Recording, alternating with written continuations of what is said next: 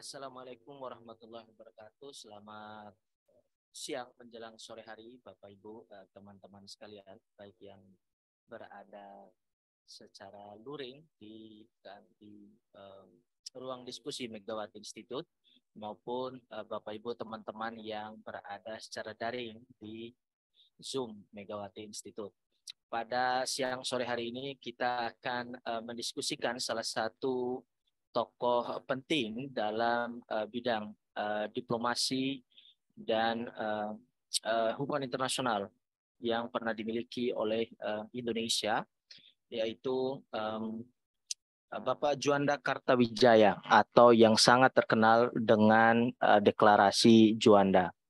Nah, dari aspek sejarah tentu saja kita harus mengakui bahwa deklarasi ini telah dilakukan jauh sekali, dan jika kita lihat konteksnya sekarang mungkin saja ada sesuatu yang berbeda atau ada perkembangan-perkembangan terbaru yang berbeda dari apa yang telah dimulai oleh Pak Juanda waktu itu. Kurang lebih tahun 1957 deklarasi itu disuarkan oleh Indonesia. Sedikit pengantar dari kami. Kalau kami tidak salah dalam peraturan Hindia Belanda atau peraturan laut internasional waktu itu, negara-negara yang memiliki memiliki laut di antaranya atau di sekitar lautnya hanya punya kedaulatan atas kurang lebih 3 mil dari daratan.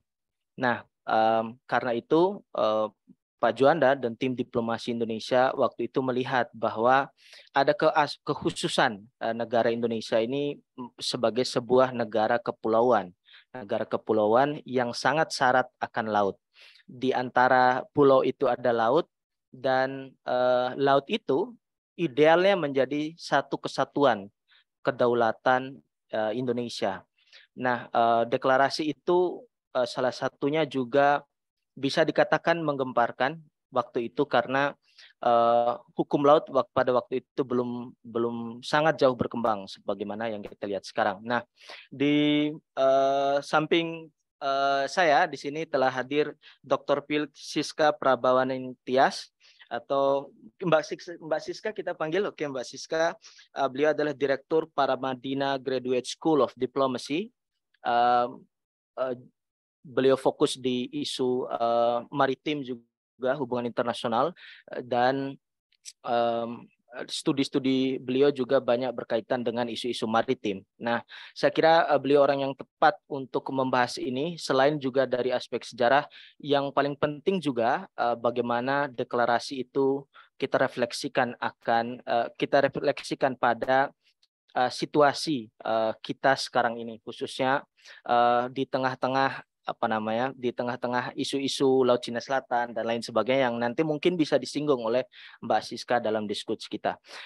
Tanpa berpanjang lebar, kami berikan waktu ke Mbak Siska kurang lebih 30 menit untuk pengantar, atau 30 menit atau lebih. Setelah itu nanti kita akan kita punya 2 jam di sini, Bapak Ibu teman-teman. Setelah itu kita akan buka ruang untuk diskusi dan dialog.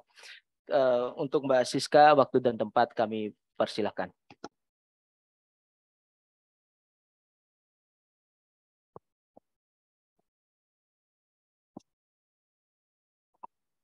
Terima kasih atas pengantar diskusi yang cukup provokatif gitu ya.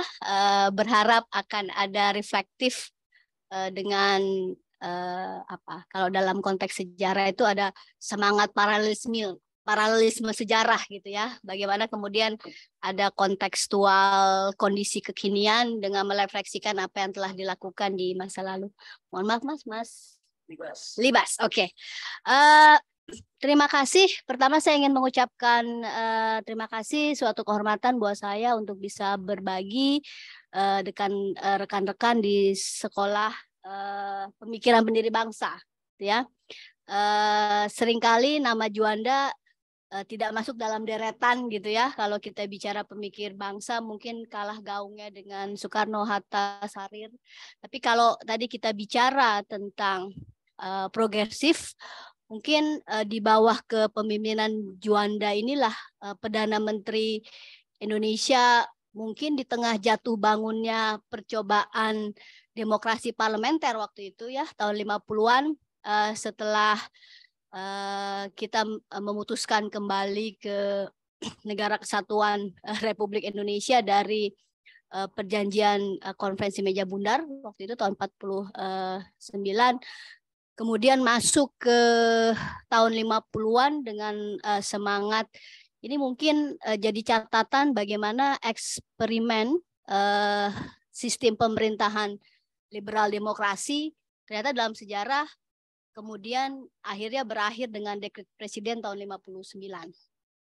Jadi deklarasi Juanda ini dibangun dalam setting yang tadi, gitu ya, dalam setting sebuah pemerintahan dengan semangat identitas kembali menjadi identitas nasionalis setelah sebelumnya mungkin sedikit refleks sedikit ya sebelum saya mencoba untuk mengkontekstualisasikan deklarasi Juanda tadi balik lagi karena beberapa sejarawan kemudian merefer deklarasi Juanda ini sebagai proses dekolonialisasi hukum pertama setelah kita baru-baru ini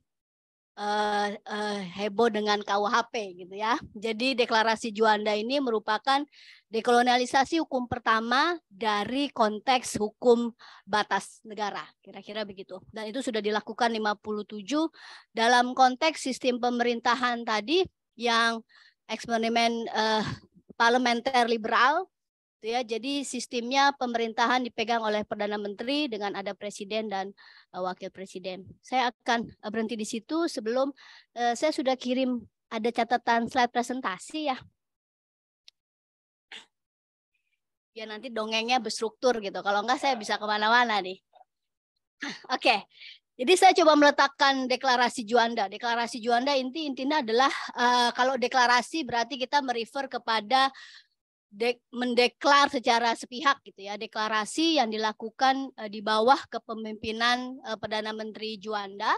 Dan saya melihat bagaimana peran sentral Juanda ini kemudian bisa mensinergikan tadi bicara tentang diplomasi, kebijakan luar negeri, bagaimana kebijakan luar negeri itu merupakan reflektif dari sebenarnya politik domestik gitu ya. Jadi kalau politik domestiknya nggak sinergi, nggak confident, seringkali kebijakan luar negeri keluarnya nggak confidence. Tapi di bawah kepemerintahan Juanda, di tengah pressure kondisi domestik, mungkin teman-teman rekan-rekan dan hadirin yang hadir masih ingat tahun 50 sampai 57 adalah masa cerita banyak pemberontakan gitu ya, mulai Dewan Banteng, mulai PRRI, mulai Pemersta gitu ya. Jadi konteks ketidakpuasan daerah itu direfleksikan dengan kekuatan bersenjata. Tapi di bawah kepemimpinan itu kemudian muncul deklarasi Juanda yang tadi saya katakan dalam konteks dekolonialisasi hukum batas negara. Tadi Masnya menyebutkan bahwa batas wilayah kita kan warisan kolonial. Waktu itu hukum internasional dalam konteks hukum laut hanya mengakui klaim sebuah negara hanya boleh haknya 3 nautical mile gitu ya, 3 mil laut. Tapi dengan deklarasi Juanda ini kemudian diakuilah prinsip pertama tentang laut kepulauan yang itu sampai 12 nautical mile. Jadi ada semacam pernyataan yang mengatakan bahwa perluasan wilayah teritorial Indonesia di laut bisa dilakukan tanpa perang, tapi dengan deklarasi Juanda ini. Di slide selanjutnya, saya ingin mencoba menempatkan deklarasi Juanda ini dalam tadi konteks yang bisa kita reflektifkan, bahwa deklarasi Juanda ini muncul sebagai sebuah identitas teritorial. Jadi kalau dalam studi HI, makhluk yang kita teliti adalah negara, gitu ya, dan identitas negara itu pasti terkait dengan wilayahnya di mana, teritorial, gitu ya, selain bentuk dan bangsanya siapa, gitu. Nah, jadi saya ingin menempatkan deklarasi Juanda ini sebagai bagian dari pemenuhan atas identitas teritorial Indonesia yang utuh pasca KMB gitu ya, di bawah kepemimpinan Juanda. Kenapa kepemimpinan Juanda ini penting? Karena tadi dari catatan saya, koreksi saya kalau salah, tapi jatuh bangunnya kabinet sejak 50 sampai 57 ini, mulai dari Wilopo, Ali Sostro gitu ya, Natsir, kayaknya sampai 10 dia yang terakhir. Salah satu yang kemudian menjadi kata kuncinya adalah dia tokoh non partai gitu ya. Jadi dalam konteks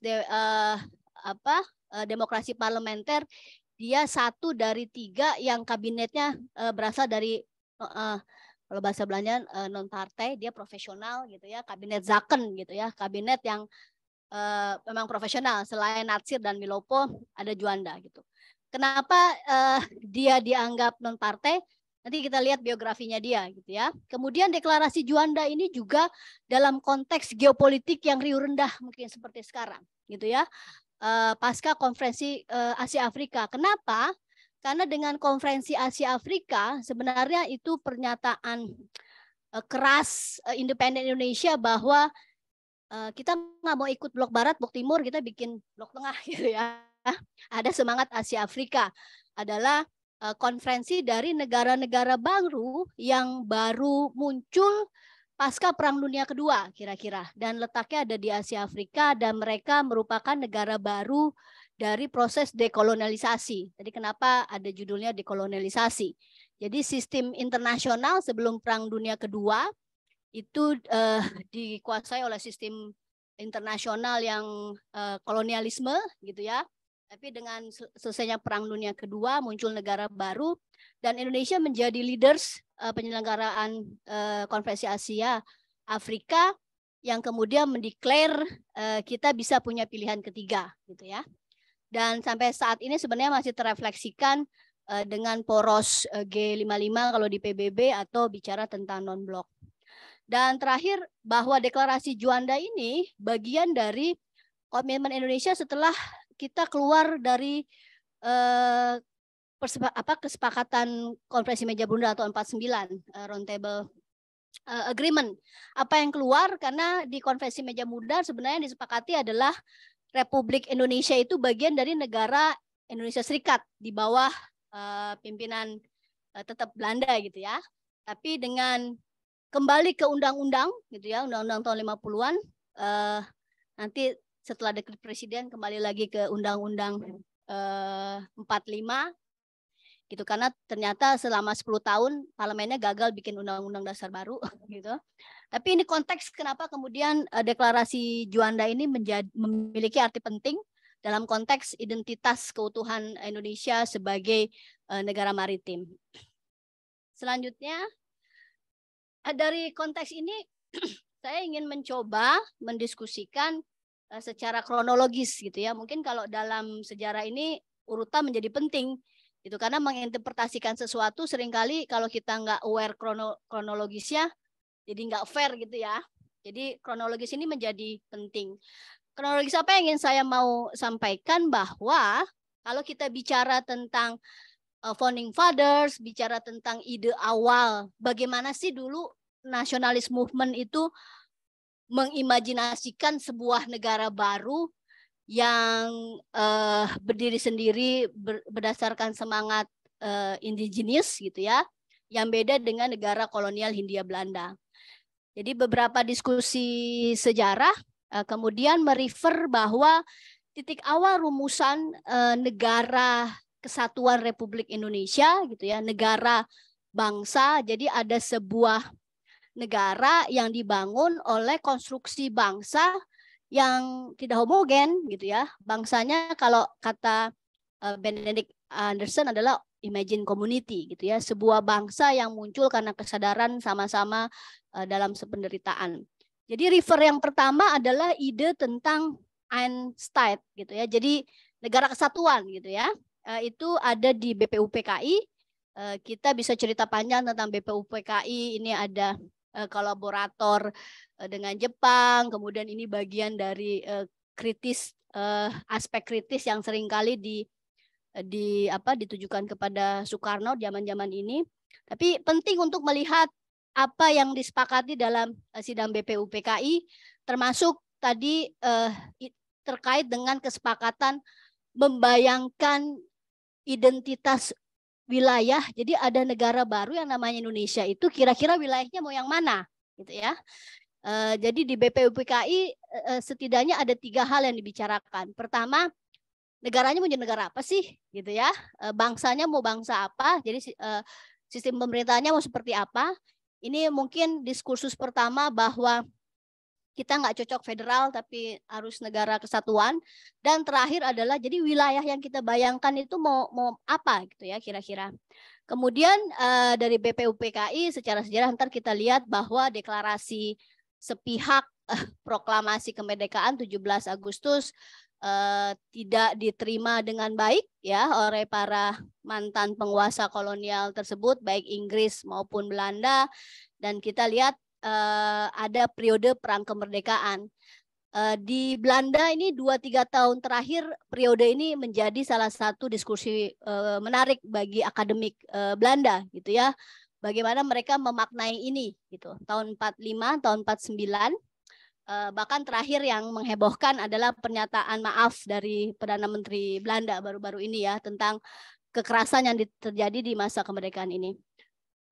Kemudian ada konferensi meja bundar ya, akhirnya perang fisik kekerasan itu berakhir dengan perjanjian konferensi meja bundar 49. Tapi setahun kemudian, ini tadi yang saya garis bawahi bahwa deklarasi Juanda konteksnya adalah kita kembali ke ide tentang enhanced state tadi, itu ya kaitannya dengan negara maritim, dan kemudian mungkin bahasa yang pas apa ya terminologinya adalah menjadi utuh sebagai konteks negara maritim gitu ya. Karena nanti saya coba ingatkan bahwa di sidang-sidang BPUPKI selain yang kemudian diingat adalah konteks bangsa adalah Pancasila gitu ya. Dasar negara adalah Pancasila, juga dikaitkan dengan tadi imajinasi tentang wilayah, bahwa ada 2 tokoh waktu itu Soekarno dan Muhammad Yamin itu sudah membayangkan bahwa wilayah negara yang namanya Indonesia Baru itu, kalau Soekarno bilangnya ada tanah dan air, ya. Dan Yamin kemudian melihat kita nggak boleh punya wilayah yang punya kantong di dalam, kira-kira. Gitu. Jadi harus negara kesatuan. Oke, selanjutnya ini kira-kira yang terjadi di slide selanjutnya. Salah satu diskursus penting gitu ya, konsep yang ditawarkan oleh 2 founding father waktu itu ada 2. Yamin bicara tentang bahwa teritorial itu nggak boleh punya kantung gitu ya, jadi harus bulat ke dalam, bulat keluar gitu. Jadi keluar itu ya, bulat ke dalam, bulat keluar, salah ketik.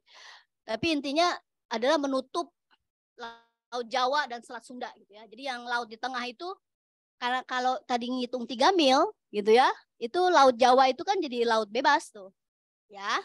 Nah, itu yang kemudian terobosan yang dilakukan dengan deklarasi Juanda adalah menutup laut dan selat-selat di antara pulau itu sebagai kesatuan wilayah Indonesia tadi. Dan itu cukup revolusioner ya, revolusioner gitu.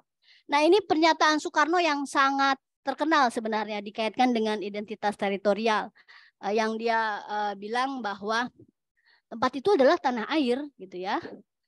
Tanah air itu adalah satu kesatuan. Allah Subhanahu wa Ta'ala ini sangat religius ya, membuat peta dunia, menyusun peta dunia.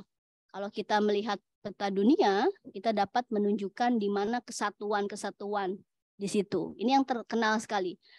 Seorang anak kecil pun, jikalau dia melihat peta dunia, dia dapat menunjukkan bahwa kepulauan Indonesia merupakan satu kesatuan. Pada peta itu dapat ditunjukkan satu kesatuan gerombolan pulau-pulau di antara 2 lautan besar, Lautan Pasifik dan Lautan Hindia. Ini yang kekinian sekarang nih, Indo-Pasifik gitu ya.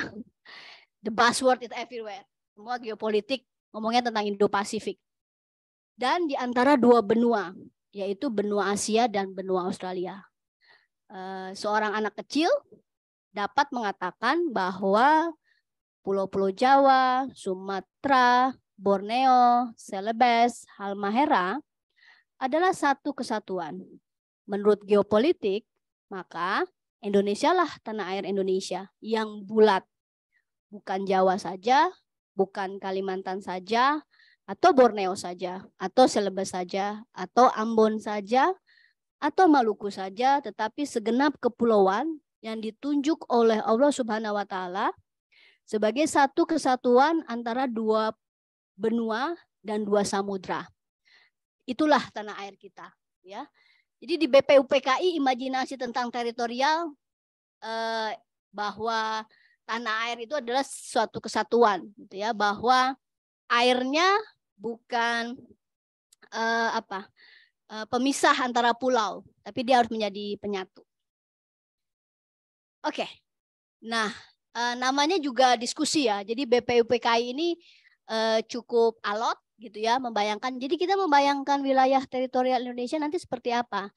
Ternyata ini mungkin bagian dari negosiasi praktek-praktek gitu ya, mengerucut dari 3 pilihan waktu itu. Mungkin ini sekarang yang seringkali dikutip dan kemudian diinterpretasikan banyak orang dikaitkan dengan posisi Hatta dengan Papua ya, yang agak sensi sekarang. Tapi kira-kira kalau ini kita lihat, ini saya ambil dari notulensi BPUPKI ya, yang dibuat oleh Muhammad Yamin. Saya kira juga ini ada diskusi tentang ini, tapi ada 3 pilihan kira-kira. Nah, jadi wilayah Indonesia adalah hanya teritorial Belanda, atau wilayah Indonesia adalah teritorial Belanda ditambah Malaka, Borneo, Papua, Timor Portugis dan pulau sekitarnya, atau teritorial Hindia Belanda ditambah Malaka tapi tidak mengikut sertakan Papua. Seingat saya kira-kira Hatta ada di pilihan ketiga waktu itu ya. Dia tidak ingin mengikut sertakan Papua waktu itu. Ini yang seringkali jadi diskusi sekarang nih di publik ya, dikaitkan dengan Hatta. Tapi ini menjadi penting dan menjadi salah satu rujukan hukum internasional bagaimana kemudian negara baru pasca Perang Dunia Kedua itu memiliki prinsip mengklaim wilayah teritorinya, yaitu berdasarkan warisan kolonial atau ada istilah utis possidetis ya. Jadi bagian dari wilayah kolonial. Jadi kira-kira waktu itu debatnya seperti ini gitu ya. Jadi tapi kata kuncinya adalah wilayah kesatuan Republik Indonesia adalah bagian dari warisan kolonial Belanda ya. Nanti diskusi bisa panjang kenapa seperti itu. Tapi oke, di selanjutnya tentang negara maritim. Oke, sebelumnya tadi yang tradisi ingin menyambungkan aja. Ya, oke. Ini kenapa menjadi penting? Karena sebenarnya tadi yang Mas bicarakan bahwa sebelumnya itu 3 nautical mile gitu ya. Itu awalnya gimana sih? Itu awalnya kita bercerita memang itu hukum Stadblad, ordinansi yang pernah dikeluarkan oleh Hindia Belanda waktu itu, gitu ya, dalam menghadapi rivalitas perikanan dengan Inggris waktu itu. Jadi banyak kapal-kapal Inggris ngambilin dulu itu mutiara dan kerang mutiara itu komoditas yang sangat digemari oleh pasar Eropa gitu ya. Jadi banyak kapal-kapal ngambil. Tapi intinya adalah masa Hindia Belanda itu sebenarnya sudah ada ide tentang negara maritim Hindia Belanda gitu ya kira-kira. Dan salah satu hukum yang kemudian dikeluarkan oleh Hindia Belanda waktu itu adalah mengeluarkan konsep tentang laut teritorial. Laut teritorial 3 mile. Kenapa sih 3 mile gitu ya? 3 mil laut. Kenapa sih? Ya karena waktu itu teknologi meriamnya cuma sampai 3 mil gitu. Nggak bisa lebih itu gitu ya. Jadi kalau mau nembak ya kemampuan meriamnya cuma sampai 3 mil gitu. Tapi intinya adalah sudah ada diskursus itu ya. Kenapa kemudian negara Hindia Belanda waktu itu pede banget gitu ya.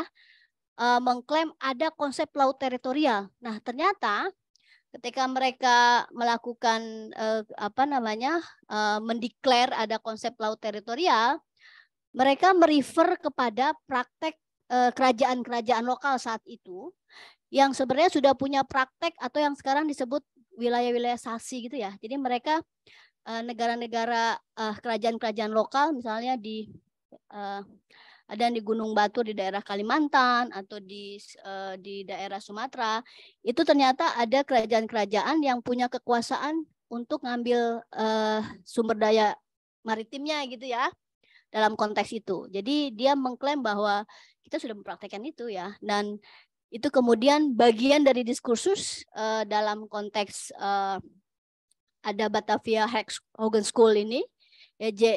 Jizir Singh ini termasuk salah satu pionir kalau kita bicara tentang hukum internasional saat itu, dan kita lihat bahwa termasuk Yamin, termasuk Ahmad Subarjo, Muhammad Rum, Ahmad Subarjo ini sangat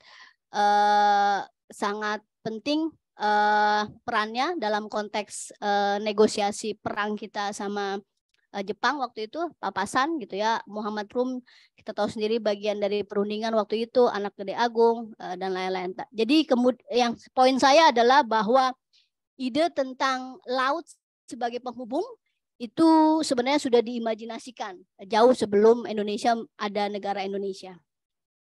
Selanjutnya ini yang tadi saya bilang, kenapa sudah ada konstruksi itu gitu ya, sehingga kok seorang Muhammad Yamin atau seorang Soekarno yang kemudian mendapatkan pendidikan Belanda gitu ya, mereka termasuk orang Indonesia yang punya privilege dapat pendidikan gitu ya kira-kira. Bahwa kalau kita bicara kolonial Belanda, ini berarti periodenya secara VOC bangkrut ya. Jadi VOC bangkrut tahun 1799, kemudian Belanda diokupasi oleh Bonaparte Perancis ya. Kemudian gimana nasibnya Hindia Belanda, gimana nasibnya Nusantara ketika Belandanya diokupasi oleh Perancis? Ya kita ada cerita tentang Daendels ya. Daendels adalah utusan Perancis. Kemudian ada transisi cerita Raffles dan lain-lain ya. Sebelum kemudian kolonial Belanda balik lagi 1818 gitu ya. Tapi intinya adalah sistem kolonialisme itu setidaknya membangun ini dalam konteks Nusantara tadi, sehingga ide tentang struktur wilayah itu adalah warisan administrasi kolonial itu menjadi penting dalam konteks pembentukan negara bangsa pasca Perang Dunia Kedua. Adalah selama masa kolonial Belanda itu membangun struktur administrasi, ada kebijakan ekonomi dan liberalisasi ekonomi.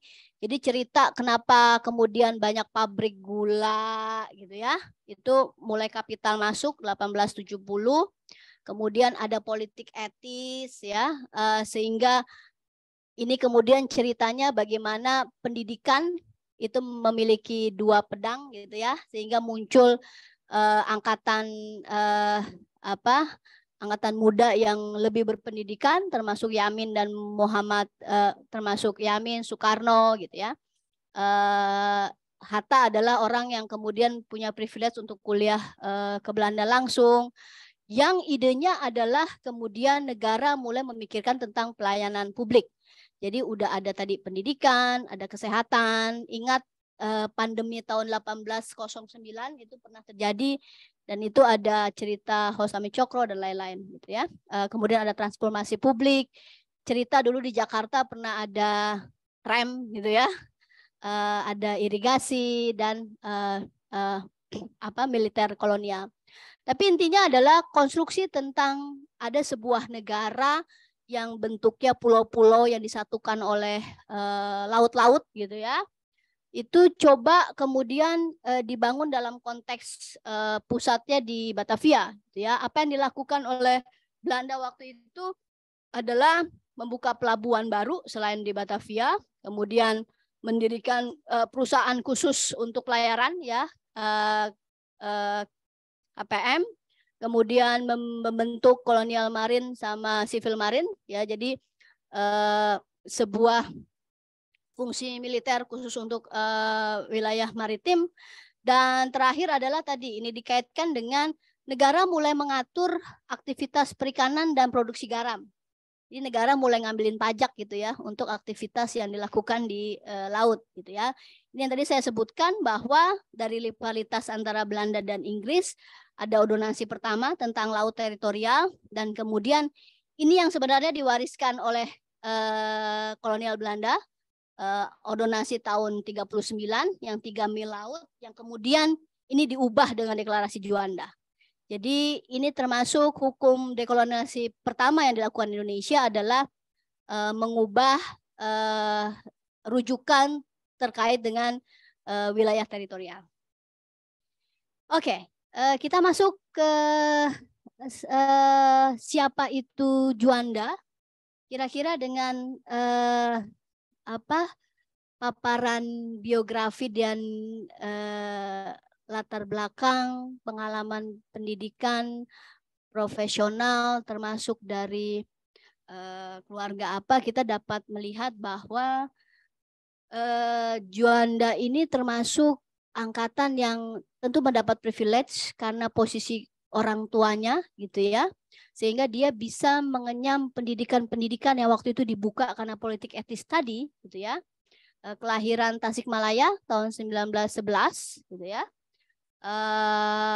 Kemudian bapaknya adalah guru di HIS ya, di Hollandisch Industries School, dan Juanda merupakan mungkin angkatan pertama yang menikmati politik etis tadi gitu ya, bahwa dia mengenyam pendidikan mulai sekolah dasar di HIS, kemudian European Slager School, kemudian sekolah menengahnya juga di HIS, dan lulus teknik sipil di ITB tahun 33.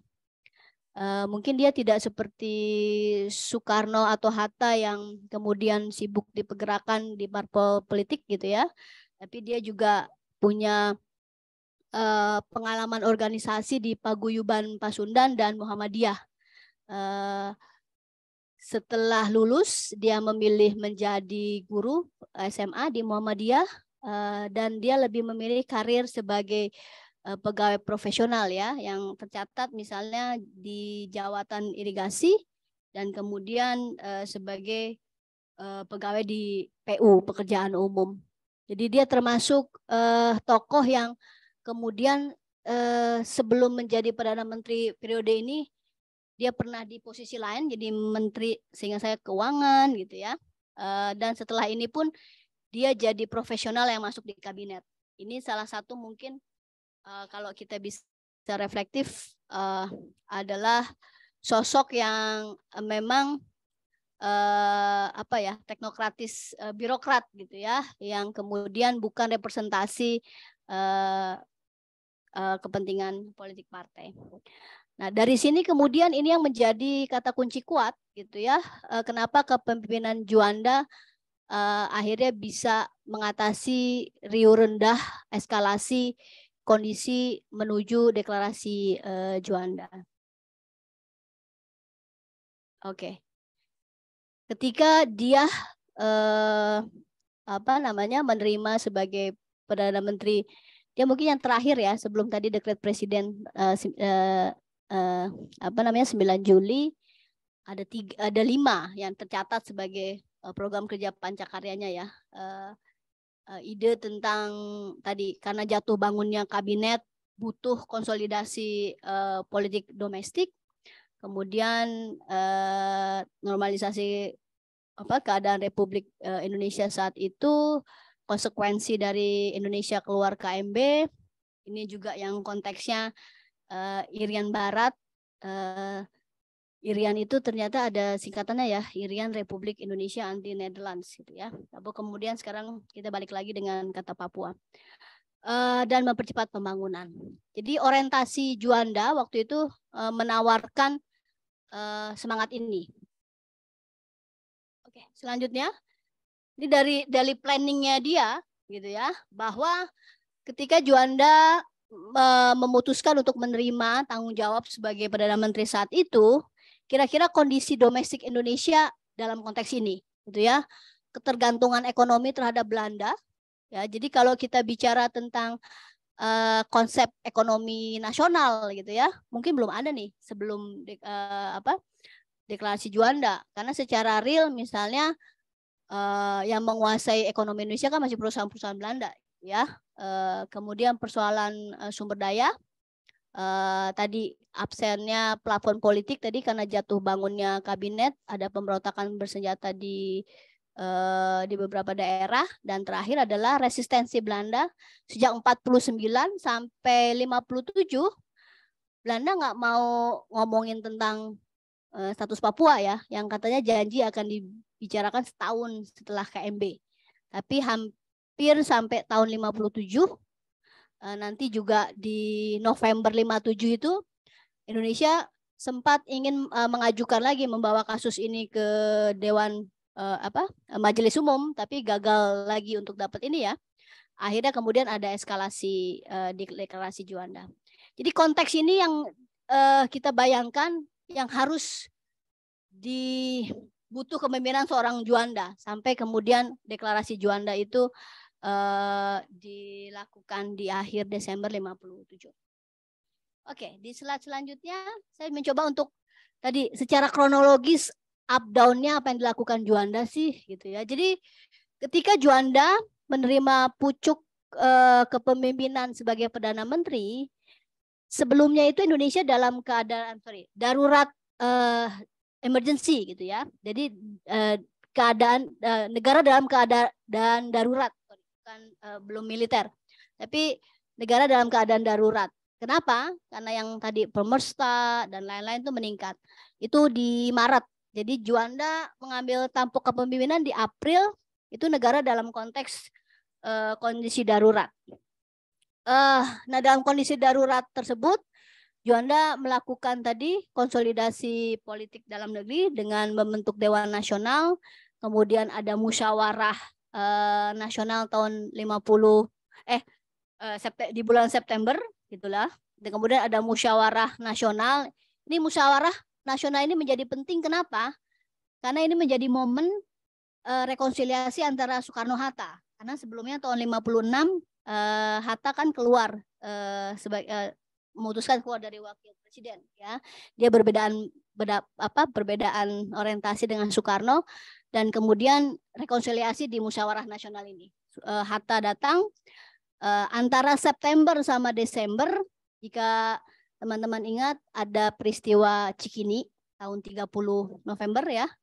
Cerita Soekarno mau coba dibunuh tapi nggak berhasil, dan kemudian ada musyawarah daerah, dan terakhir berujung dengan proses nasionalisasi perusahaan-perusahaan Belanda sebelum ada deklarasi Juanda. Jadi nanti kalau rekan-rekan ingin membayangkan tadi apakah relevasinya, reflektifnya coba iseng main ke perpustakaan nasional, lihat koran-koran di tahun itu. Ya, kita dihujat seluruh negara deh, seluruh dunia gitu ya, karena udah ngambil alih perusahaan orang gitu. Ini nasionalisasi gitu ya, ngusirin orang-orang Belanda ya, ngeklaim sepihak wilayah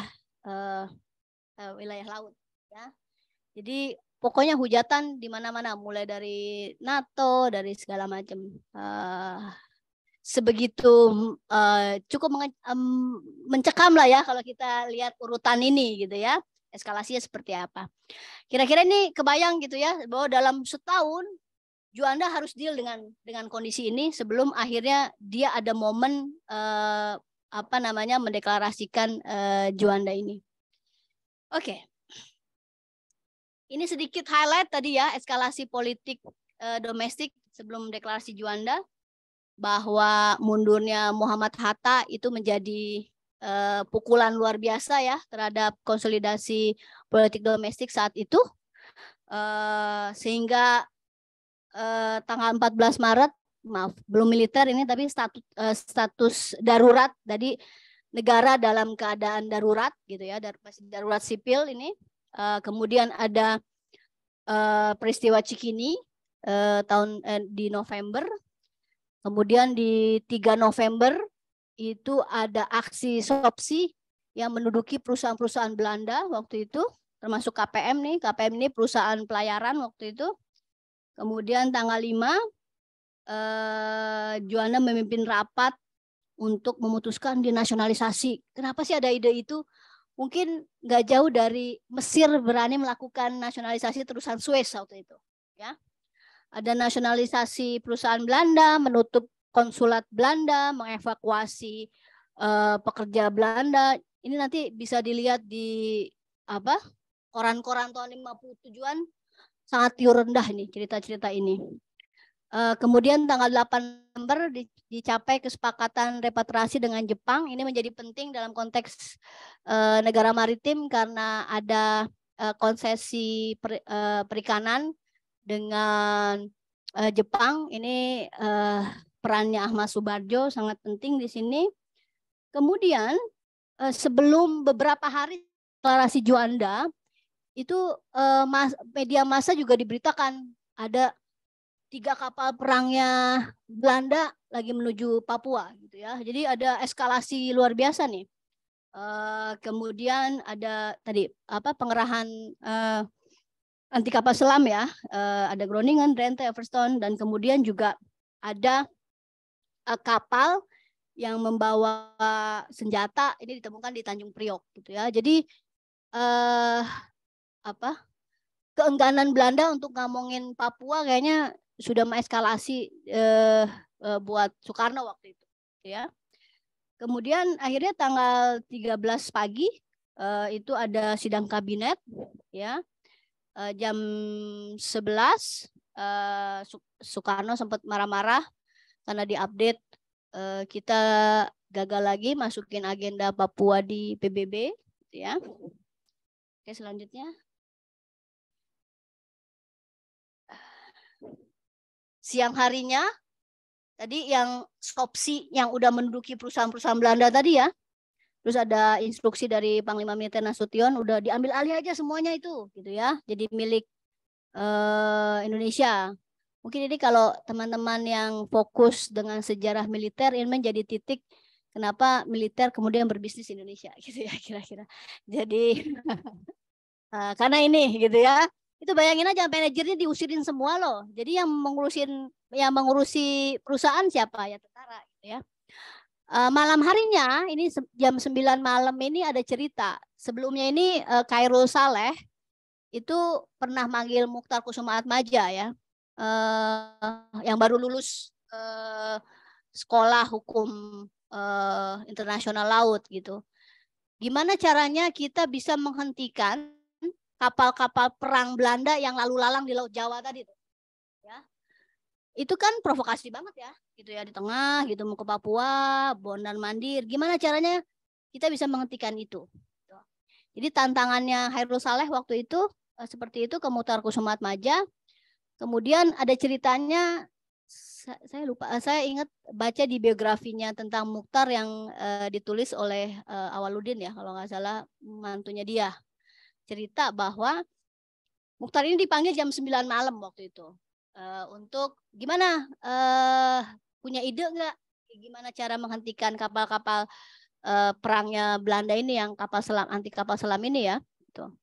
Karena sebelumnya di kabinet Ali Sosro Amijoyo sebenarnya sudah ada komite khusus yang bicara soal itu ya, bagaimana Indonesia mengamankan bolong-bolong laut di tengah tadi gitu ya. Laut Jawa bolong, Selat Karimata bolong, Selat Sulawesi bolong gitu ya, karena cuma 3 nautical mile. Nah, akhirnya Juanda ceritanya cuma jadi petanya Indonesia cuma menggambarkan tadi straight baseline. Jadi prinsip untuk menarik garis lurus dari titik-titik dari pulau-pulau terluar aja. Jadi nggak dihitung dari setiap titik pulau gitu ya. Jadi hanya pulau-pulau terluar terus disambung-sambungin kira-kira.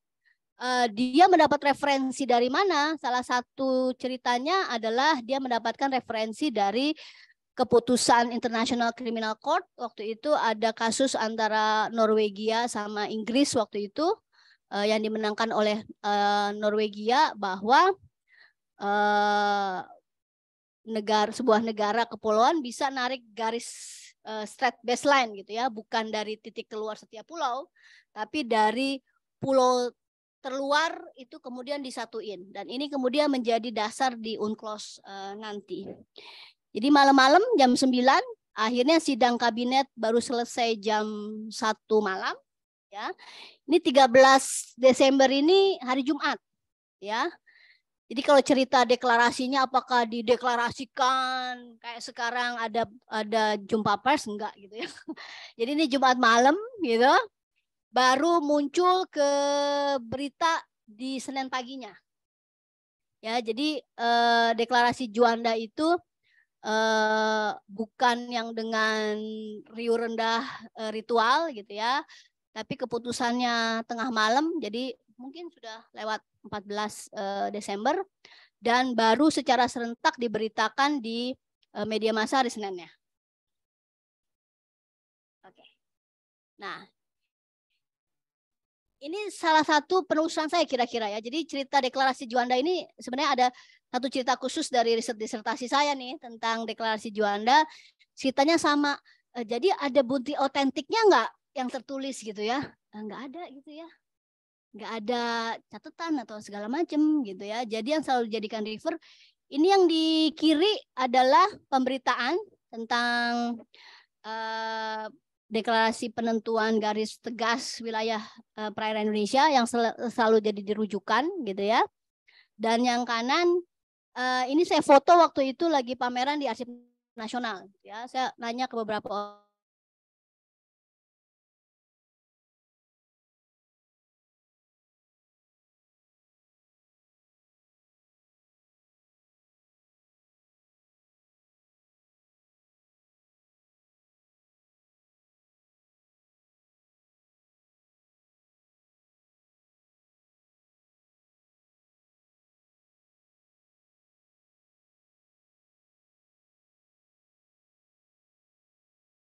Oke.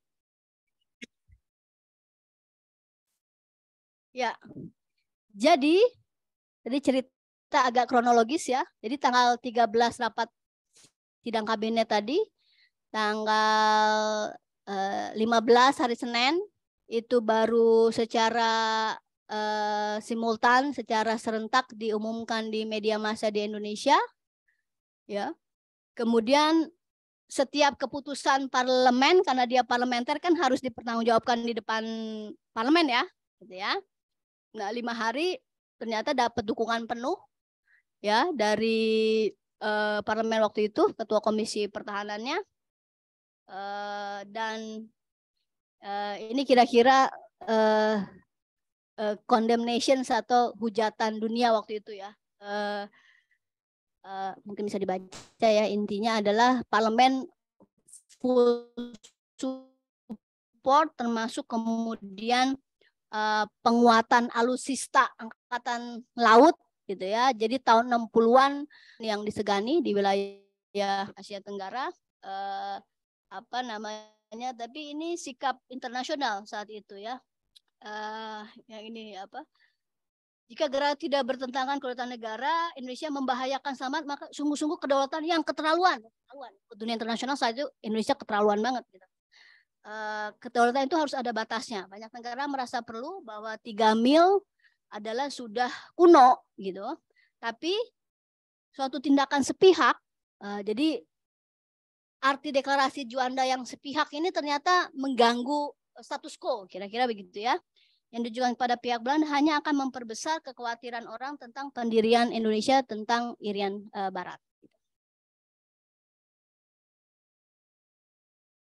Oke.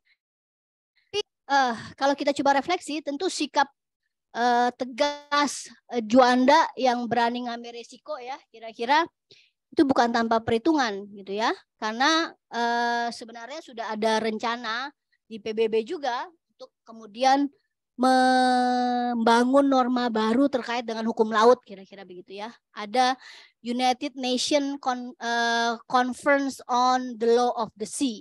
Ini yang sekarang sering-sering di-refer sebagai hukum laut internasional gitu. Jadi ceritanya mulai dari sini, bahwa Indonesia sudah memperhitungkan bahwa tahun depan akan ada sesi tentang hukum laut ini. Waktu itu sebenarnya Amerika yang lagi hot-hotnya pengen ngubah yang tadi hukum yang udah kuno tadi gitu ya. Jadi ada momen ini. Jadi ini yang kemudian salah satunya John Butcher mungkin yang kemudian merefer bahwa diplomasi Indonesia untuk kemudian memperjuangkan deklarasi Juandanya tadi dengan konsep laut kepulauan gitu ya.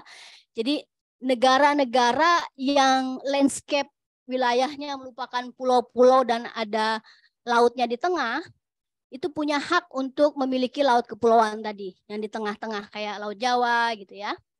Itu kemudian diperjuangkan.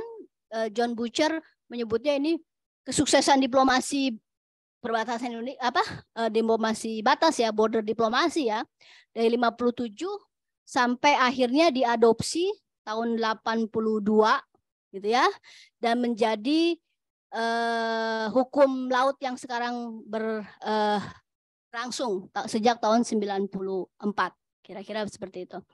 Di 5 Desember tadi, ini kira-kira oke.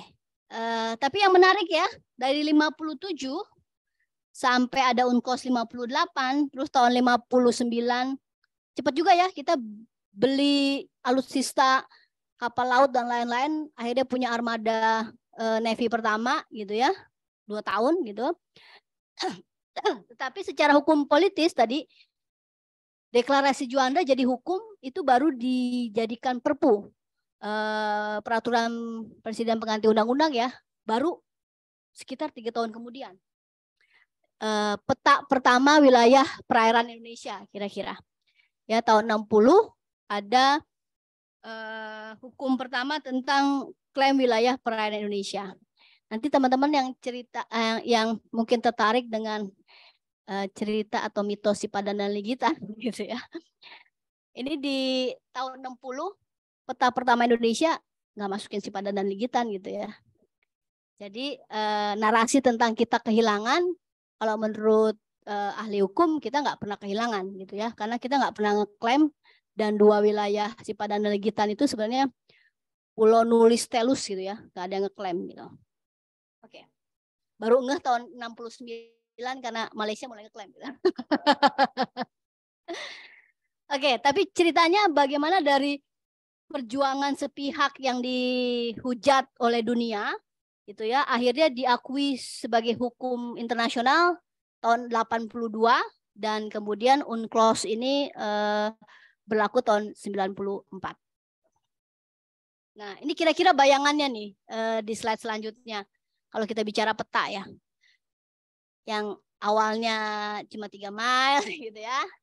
Jadi kemudian masuk akal juga ya kalau ada yang kemudian membangun argumentasi bahwa Indonesia memperluas wilayah kedaulatan lautnya tanpa perang ya, dengan deklarasi Juanda. Dan nanti yang tertarik dengan hukum laut, nanti ada prinsip-prinsip tuh. Apa bedanya tentang hak berdaulat dan hak kedaulatan, kira ya.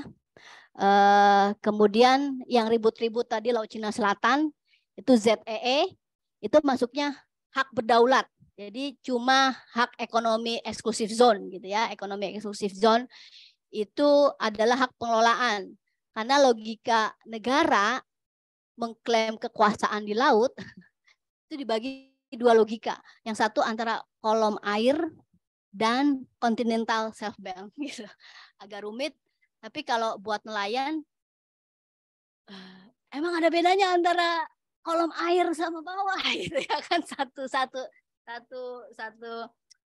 geografi gitu ya. Oke, saya akan mengakhiri dengan catatan reflektif ini kira-kira ya di selanjutnya, bahwa jelas bahwa ada keterkaitan antara politik domestik dengan politik internasional ya, termasuk geopolitik global. Seperti kita nggak pernah membayangkan bahwa perang yang jauh di sana antara Rusia dan Ukraina tiba-tiba mengganggu harga gandum di dalam negeri gitu ya, atau mengancam stok pupuk yang ada kaitannya dengan pangan gitu. Karena ternyata Rusia dan Ukraina adalah produsen penting untuk produksi gandum dan urea. Ya. Jadi apa yang terjadi di sana rasanya day to day gitu ya, sama seperti yang yang terjadi di domestik Indonesia dengan segala macam, ketika solusinya adalah kita tutup aja laut gitu ya. Semua orang kelabakan gitu. Bayangin tadi kapal-kapal ikannya Jepang yang biasa ngambil ikan di Laut Banda gitu, tiba-tiba nggak boleh ngambil gitu ya, pasti marah gitu. Kemudian catatan kritis adalah ini seringkali dijadikan argumentasi. Apakah contoh kegagalan demokrasi parlementer itu kemudian sistem liberalisme di Indonesia nggak akan pernah bisa dilakukan gitu ya, selalu kembali ke demokrasi terpimpin. Buktinya eksperimen selama 10 tahun kemudian diakhiri dengan dekret presiden karena parpol terlalu noisy gitu ya. Ya, oke. Jadi apakah ini kemudian selalu ya? Apakah semakin banyak pilihan semakin baik gitu ya? Tapi semakin banyak pilihan dan suara semakin noisy ya. Selanjutnya ini mungkin catatan terbesar ya untuk konteks relevansi politik global saat ini gitu ya. Di slide selanjutnya dikaitkan dengan tarik-tarikan kalau kita membayangkan fungsi negara yang bisa menjamin keamanan masyarakatnya, kita membayangkan sebuah sistem pembangunan yang sekuler tuh maksudnya environmental, sekarang yang climate change ya. Kita membayangkan sistem pembangunan yang ramah lingkungan dengan fungsi negara yang kuat atau fungsi private yang kuat gitu ya, political ekonomi sekali ya. Apakah kalau di undang-undang kita kan negara harus punya peran untuk ekonomi. Dan kedua, dan sekarang politik global di slide selanjutnya Mas. Jadi tarik-tarikan ini, apakah norma setting yang sekarang dengan narasi rivalitas Tiongkok dan Amerika ya, kita akan melihat sistem pemerintahan yang demokrasi ala Amerika atau yang autokrasi yang kayak Rusia atau kayak Cina gitu ya, dengan gaya-gaya yang mau win-win atau win-lose gitu ya. Jadi kira-kira sekarang tarik-tarikan nih. Kalau pasca krisis 2008 Cina ngambil momentum untuk menguasai ekonomi dunia ya dengan BRI gitu ya, dengan perang Rusia dan Ukraina saat ini, Amerika ingin ngebalik lagi gitu ya untuk new order tadi. Apakah terutama pasca pandemi 2 tahun yang kemudian negara dipaksa berhenti kegiatan pembangunan ekonominya gitu ya. Ada perlambatan ekonomi. Tadi di awal juga disebutkan 2023 dimulai dengan narasi kekhawatiran tentang resesi dunia. Tapi kalau balik lagi terhadap paralelisme sejarah, peradaban dunia punya memori. Pernah ada pandemi tahun 1908. Waktu itu pandemi Spanyol ya. Hindia Belanda juga pernah mengalami itu. Apa yang terjadi setelah flu Spanyol, pandemi dunia yang memaksa ekonomi berhenti? Ada perang dunia, ya. Pertama 1919, terus nggak lama ada krisis ekonomi tahun 30-an, kemudian ada perang dunia kedua. Ya. Jadi memori dunia pernah punya itu. Ya, apakah kita akan kembali lagi tadi mau demokrasi, autokrasi, win-win ya? Bagaimana kemudian persoalan-persoalan global dan semakin ketergantungannya dunia saat ini, kita memerlukan kepemimpinan model seperti apa gitu ya? Apakah yang populis bisa memenuhi kepentingan semata, atau kemudian kadang-kadang kebijakan yang tidak populis gitu ya, itu seperti yang diambil oleh Juanda mungkin tidak populis waktu itu ya, mengubah hukum yang dianggap kuno tadi dengan sesuatu yang baru, itu kan bikin shock sekali ya, mengubah status quo. Apakah kita perlu pemimpin seperti itu? Jadi saya berhenti di situ, Mas. Terima kasih. Oke, wow ya, kita beri aplaus sekali untuk Mbak Siska. Saya kira ini presentasi yang sangat menarik dan ada banyak sekali informasi dan analisis yang kita terima. Tentu saja Bapak Ibu teman-teman baik di ruangan ini maupun di Zoom punya refleksi tersendiri dari apa yang telah disampaikan oleh Mbak Siska tadi. Saya secara pribadi catat 3 poin yang kira-kira penting dan mungkin kita juga akan kembangkan dalam diskusi kita. Yang pertama, deklarasi ini mendorong pemenuhan identitas teritorial Indonesia. Jadi komunitas atau wilayah teritori yang terimajinasikan itu diperkuat dengan posisi laut yang menjadi satu kesatuan dengan daratan. Kira-kira begitu. Yang kedua, deklarasi ini hadir di tengah hiruk-pikuk geopolitik dunia. Nah, kira-kira kalau sekarang ada pandemi, lalu ada perang Rusia-Ukraina, dan panas lagi Amerika dan China, dan lain sebagainya, itu walaupun mungkin tanda kutip tidak seganas waktu itu, mungkin kira-kira tensinya juga tidak bisa dilepaskan begitu saja dalam konteks Indonesia. Yang ketiga, deklarasi itu sedikit banyak juga menginspirasi perubahan cara pandang orang terhadap negara kepulauan, kira-kira begitu, termasuk di PBB juga ya. Nah, Bapak Ibu sekalian yang ingin berkomentar atau memberikan pertanyaan untuk di Zoom bisa mencet tombol 5 jari di layar, raise your hand di layar itu, atau teman-teman di offline bisa juga mengajukan pertanyaan atau pernyataan. Kami persilakan. Oke, Mas Riko Agung Mario, dipersilakan.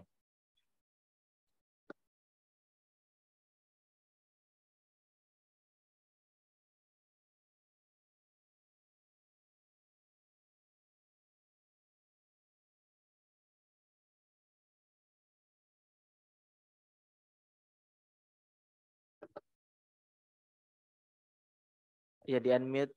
Oke.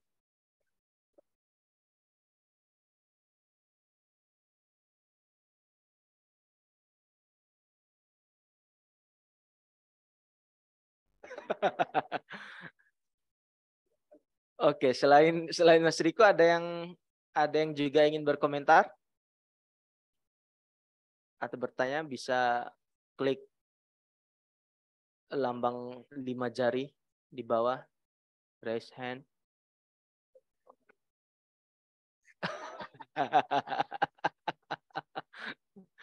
Berarti tombol di Zoom-nya kita ubah, Mbak. Oke, ada Bapak Ibu? Teman-teman? Oke, Pak Mustafa. Silakan, Mbak. Tolong diberikan akses untuk unmute. Oke. Di unmute dulu, Pak. Oke. Silakan, Pak.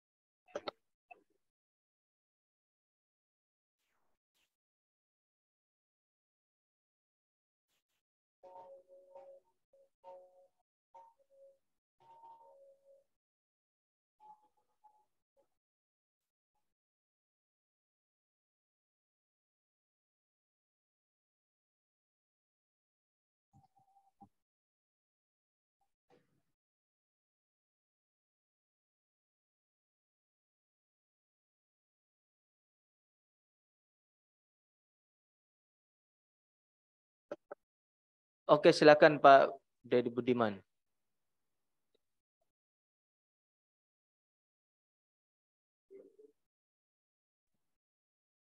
Ya, Oke, silakan. terima kasih Pak Moderator. Ibu narasumber, terima kasih, bagus sekali pemaparannya. Ya, memang banyak yang sudah tahu deklarasi Juanda, tapi baru memahami kedalamannya ya seperti sekarang ini gitu ya, Bu. Jadi kami berterima kasih gitu ya. Terlebih saya kan sama itu kelahiran Tasikmalaya gitu, jadi sama dengan Pak Juanda. Begitu orang Tasik gitu. Kami dari Jawa Barat. Nah, Ibu, jadi yang ingin saya tanyakan adalah yang pada saat UNCLOS itu ya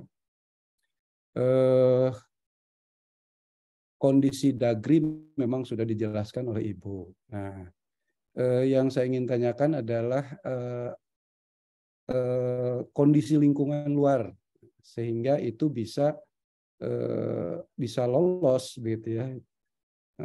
Begitu. Seperti apa itu dukungan diplomatiknya ya.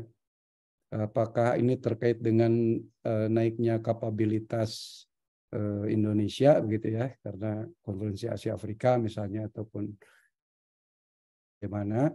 Lalu kemudian yang mendukung di PBB itu negara mana saja gitu kan. Nah, yang kedua, apakah keputusan UNCLOS itu masih bisa dikoreksi atau tidak begitu? Bisa nggak dikoreksi gitu kan? Misalnya ya terkait isu-isu terkini gitu ya, terkait konflik Cina Selatan dan seterusnya gitu kan. Bila mana itu terjadi, seperti apa itu ancamannya gitu ya? Apabila kemudian ada yang mengoreksi gitu ya terhadap UNCLOS itu gitu ya. Itu Bu. Jadi ini agar menjadi pemahaman kami gitu ya bahwa politik luar negeri itu harus terkait dengan kapabilitas politik dalam negeri dan seterusnya. Gitu ya. Oleh karena itu maka era pemerintahan Bung Karno ya yang digawangi oleh Juanda dan diteruskan oleh penerusnya itu sama itu Pak Mohtar itu sama orang Tasik juga orang Manunjaya itu memang kadernya Pak Juanda itu ya. Dari Manunjaya itu campuran Tasik Manunjaya baru kemudian kita apakah terkait juga tuh karena itu kan 84 gitu kan clearnya itu apakah kemudian ada karena kita pada saat itu sudah condong ke barat gitu kan apa kemudian itu ikut memuluskan atau gimana. Nah, ini mungkin inilah yang ingin saya ketahui gitu ya behind story-nya seperti apa ini karena ini yang ingin saya ketahui itu adalah bagaimana kapabilitas satu negara gitu ya bisa ya tadi dengan istilah bahwa kita bisa mendapatkan teritorial 2 kali lipat ya 3 kali lipat tanpa perang begitu seperti itulah mungkin pertanyaan saya. Terima kasih. Terima kasih banyak Pak. Ada 2 poin tadi, kira-kira langsung dijawab aja Pak. Ya, silakan. Iya. Biar momentumnya nggak hilang kira-kira begitu ya.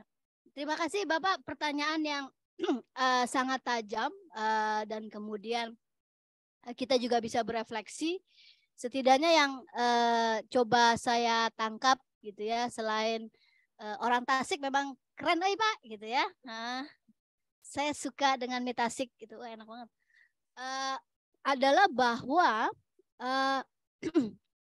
formulasi tentang kepentingan nasional yang kemudian juga ada momentumnya dengan kepentingan dunia saat itu menjadi kata kunci bagaimana kemudian diplomasi batas gitu ya, border diplomasi mungkin nge-refer ya, bagaimana pengakuan negara terhadap prinsip kepulauan ini bisa pelan-pelan itu kalau kita bicara tentang diplomasi itu periodenya cukup membutuhkan endurance yang luar biasa gitu ya Pak, termasuk juga Indonesia mengalami transisi pemerintahan karena dari 57 kemudian di 60 ada UNCLOS, tahun 70 delegasinya berubah di bawah Soeharto kira-kira begitu ya, bahwa ketika ada perubahan domestik tapi kemudian orientasinya tetap itu ternyata sinergi endurance itu tetap terjaga. Saya menggarisbawahi kira-kira ada 3 poin penting bagaimana kemudian membangun momentum sinergi antara kepentingan nasional reflektif politik dalam negeri dengan kepentingan dunia, kira-kira ada 3. Pertama, tadi confidence Juanda untuk melakukan deklarasi juga tentu tidak lepas dari hitung-hitungan rencana proses pembangunan sistem internasional saat itu, ya, bahwa sudah ada rencana di PBB untuk membahas tentang hukum laut tadi, dan itu termasuk interest yang luar biasa didorong sama Amerika waktu itu. Tapi konteksnya kontinental, khususnya buat minyak. Jadi Truman waktu itu sangat berkepentingan sekali untuk membicarakan aturan main kira-kira bagi eksplorasi negara untuk.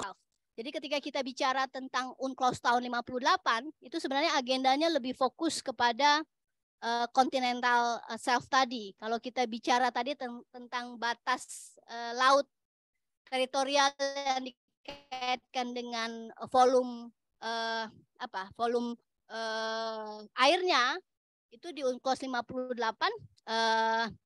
Indonesia belum kencang sebenarnya. Makanya itu kemudian kita melihat ternyata butuh maraton yang luar biasa dari 57 akhirnya baru akui tahun 82. Jadi memang negosiasi yang sangat alot gitu ya. Tapi tadi poin pertama, adanya interest juga dari dunia internasional saat itu, khususnya negara besar kayak Amerika, untuk tadi bahwa kepentingan negara untuk ngatur sumber daya di laut semakin kencang, semakin tinggi pasca Perang Dunia Kedua gitu ya. Orientasi untuk eksplorasi laut itu semakin besar, terutama untuk mineral dan minyak gas, termasuk juga penggunaan kabel laut dan lain-lain gitu ya. Jadi memang ada interest yang besar. Kedua, tadi Bapak cerita tentang Muchtar Kusumaatmadja, ada Absin Jalal. Jadi salah satu kekuatan diplomasi Indonesia saat itu adalah dengan riset base yang sangat kuat. Jadi Pak almarhum Muchtar Kusumaatmadja itu disertasi S3-nya tentang UNCLOS ini sendiri ya, tahun 62 70-an gitu ya. Jadi berdasarkan data yang luar biasa. Dan Pak Hasim Jalal juga disertasinya tentang penguasaan laut oleh negara. Jadi dia kalau baca disertasinya tuh mulai melacak gitu ya, praktek-praktek bagaimana cara-cara negara menguasai laut kira-kira gitu. Jadi mulai dari masa Yunani segala macam, jadi dipretelin gitu ya. Dan ketika saya baca disertasinya terharu karena waduh ini pakai mesin tik yang yang tinggi gitu. Kayaknya butuh orang yang tekun sekali dengan referensi yang luar biasa gitu ya. Bayangin kita mungkin yang sekarang biasa digital, bayangin saya aja pernah dulu ngerjain tugas pakai mesin tik sih, tapi nggak ngebayangin disertasi sebegitu tebelnya gitu ya, dengan referensi yang rapih diketik pakai mesin tik gitu ya, yang footnote-nya luar biasa gitu ya. Jadi bayangkan bagaimana kualitas diplomat waktu itu ketika bernegosiasi, memang full information dan referensi yang kuat gitu ya. Yang satu disertasinya Pak Hasim Jalal, yang satu disertasinya Muchtar Kusumaatmadja. Jadi ketika dia ditantang Khairul Saleh, kemudian muncul ide 12 mil tadi, terus dia menggawangi proses ini dengan menjadikannya sebagai disertasinya gitu ya. Bayangin dari tahun 57 sampai 70-an dia serius mikirin ini gitu ya.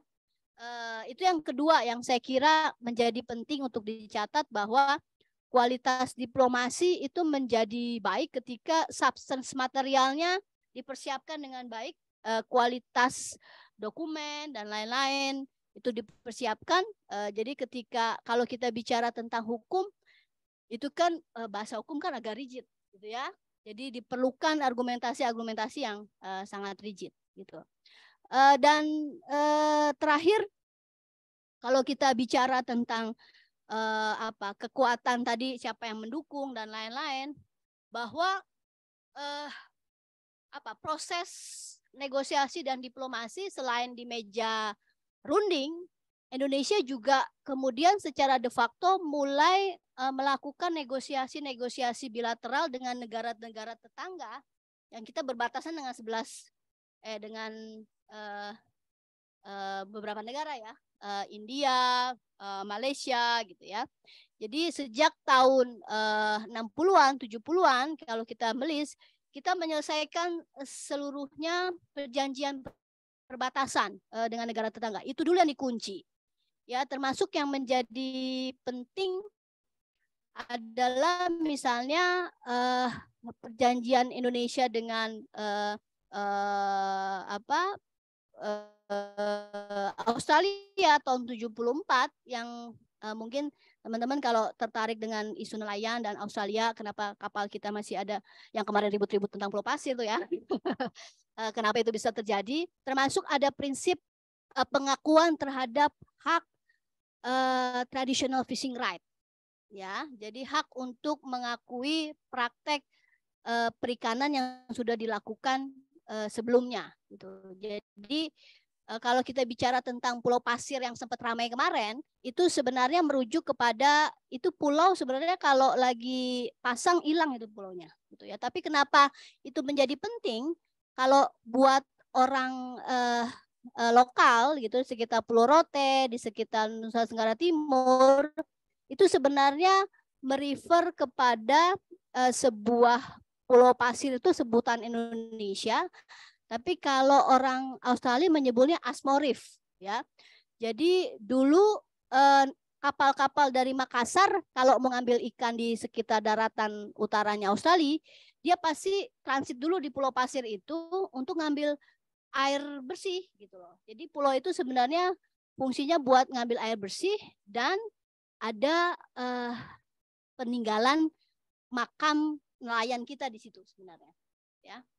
Nah, itu praktek perikanan itu sudah jauh dilakukan sebelum ada yang namanya Australia di sana gitu ya. Sebelum Belanda ke situ gitu. Kalau di arsipnya Belanda itu disebut ada Pulau Pasir di mana orang-orang Rote kalau ngambil ikan suka ngambil airnya di situ ya.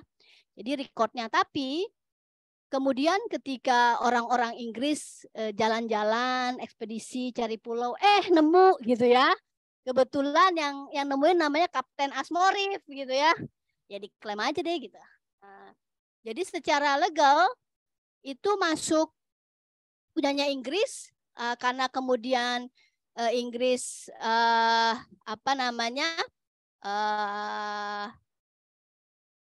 ada bikin koloni di sana, banyak orang-orang Inggris pindah ke Australia gitu ya. Jadi selain ada si Asmo Reef, tentu kalau kita bicara tentang penemuan benua Australia, padahal ditemuin udah ada orang aborigin juga ya di situ ya. Kenapa narasinya kemudian discovery gitu ya?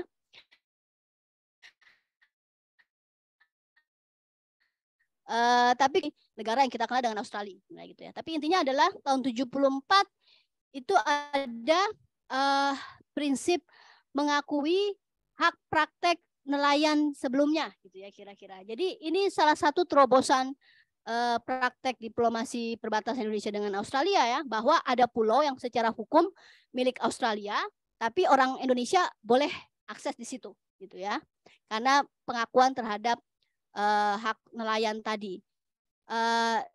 Dan ini kemudian juga diparalelkan dengan kondisi negosiasi. Banyak nelayan-nelayan Malaysia yang melakukan hal yang sama tapi di sekitar Pulau Natuna sebenarnya. Ya, jadi ada nelayan Malaysia yang dulu suka ngambil ikan di wilayah Indonesia gitu. Dan Indonesia harus diakui ya, itu sebagai praktek ya, asal punya izin. Nah, ini saya coba kaitkan tadi dengan gimana kalau ada yang pengen merevisi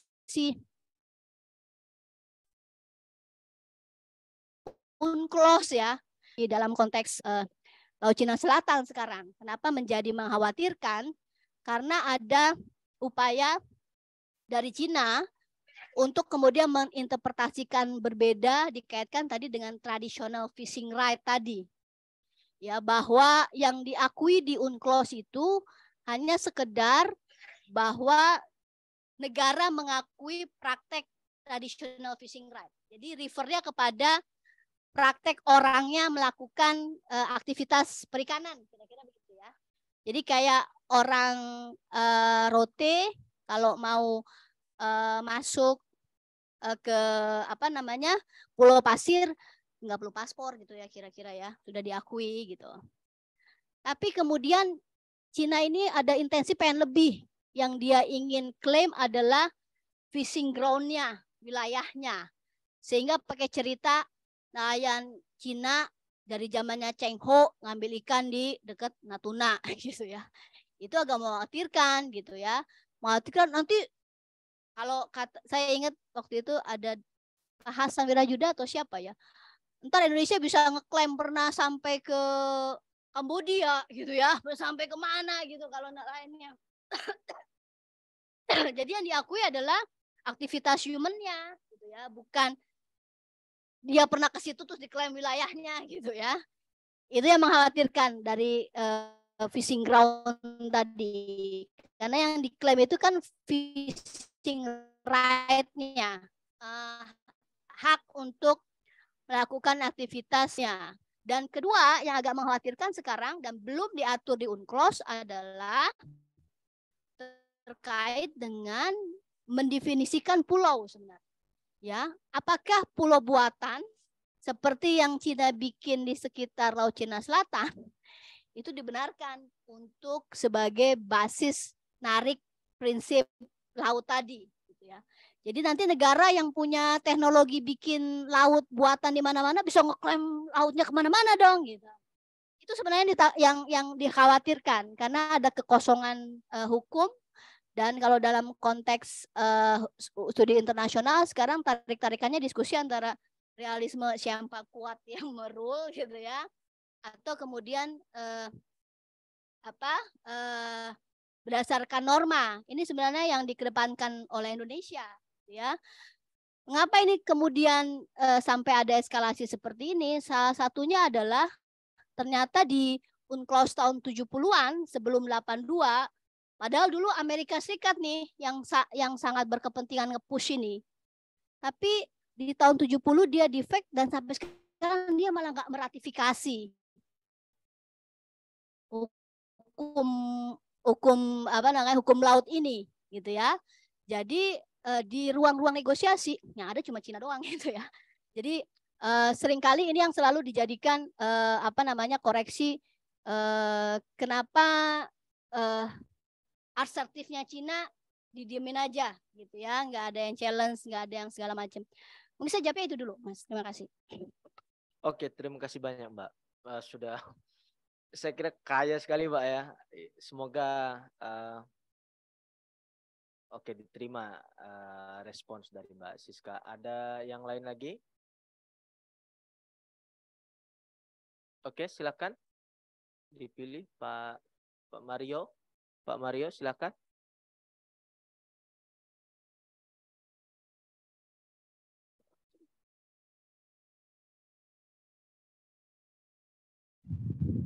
Halo, Pak.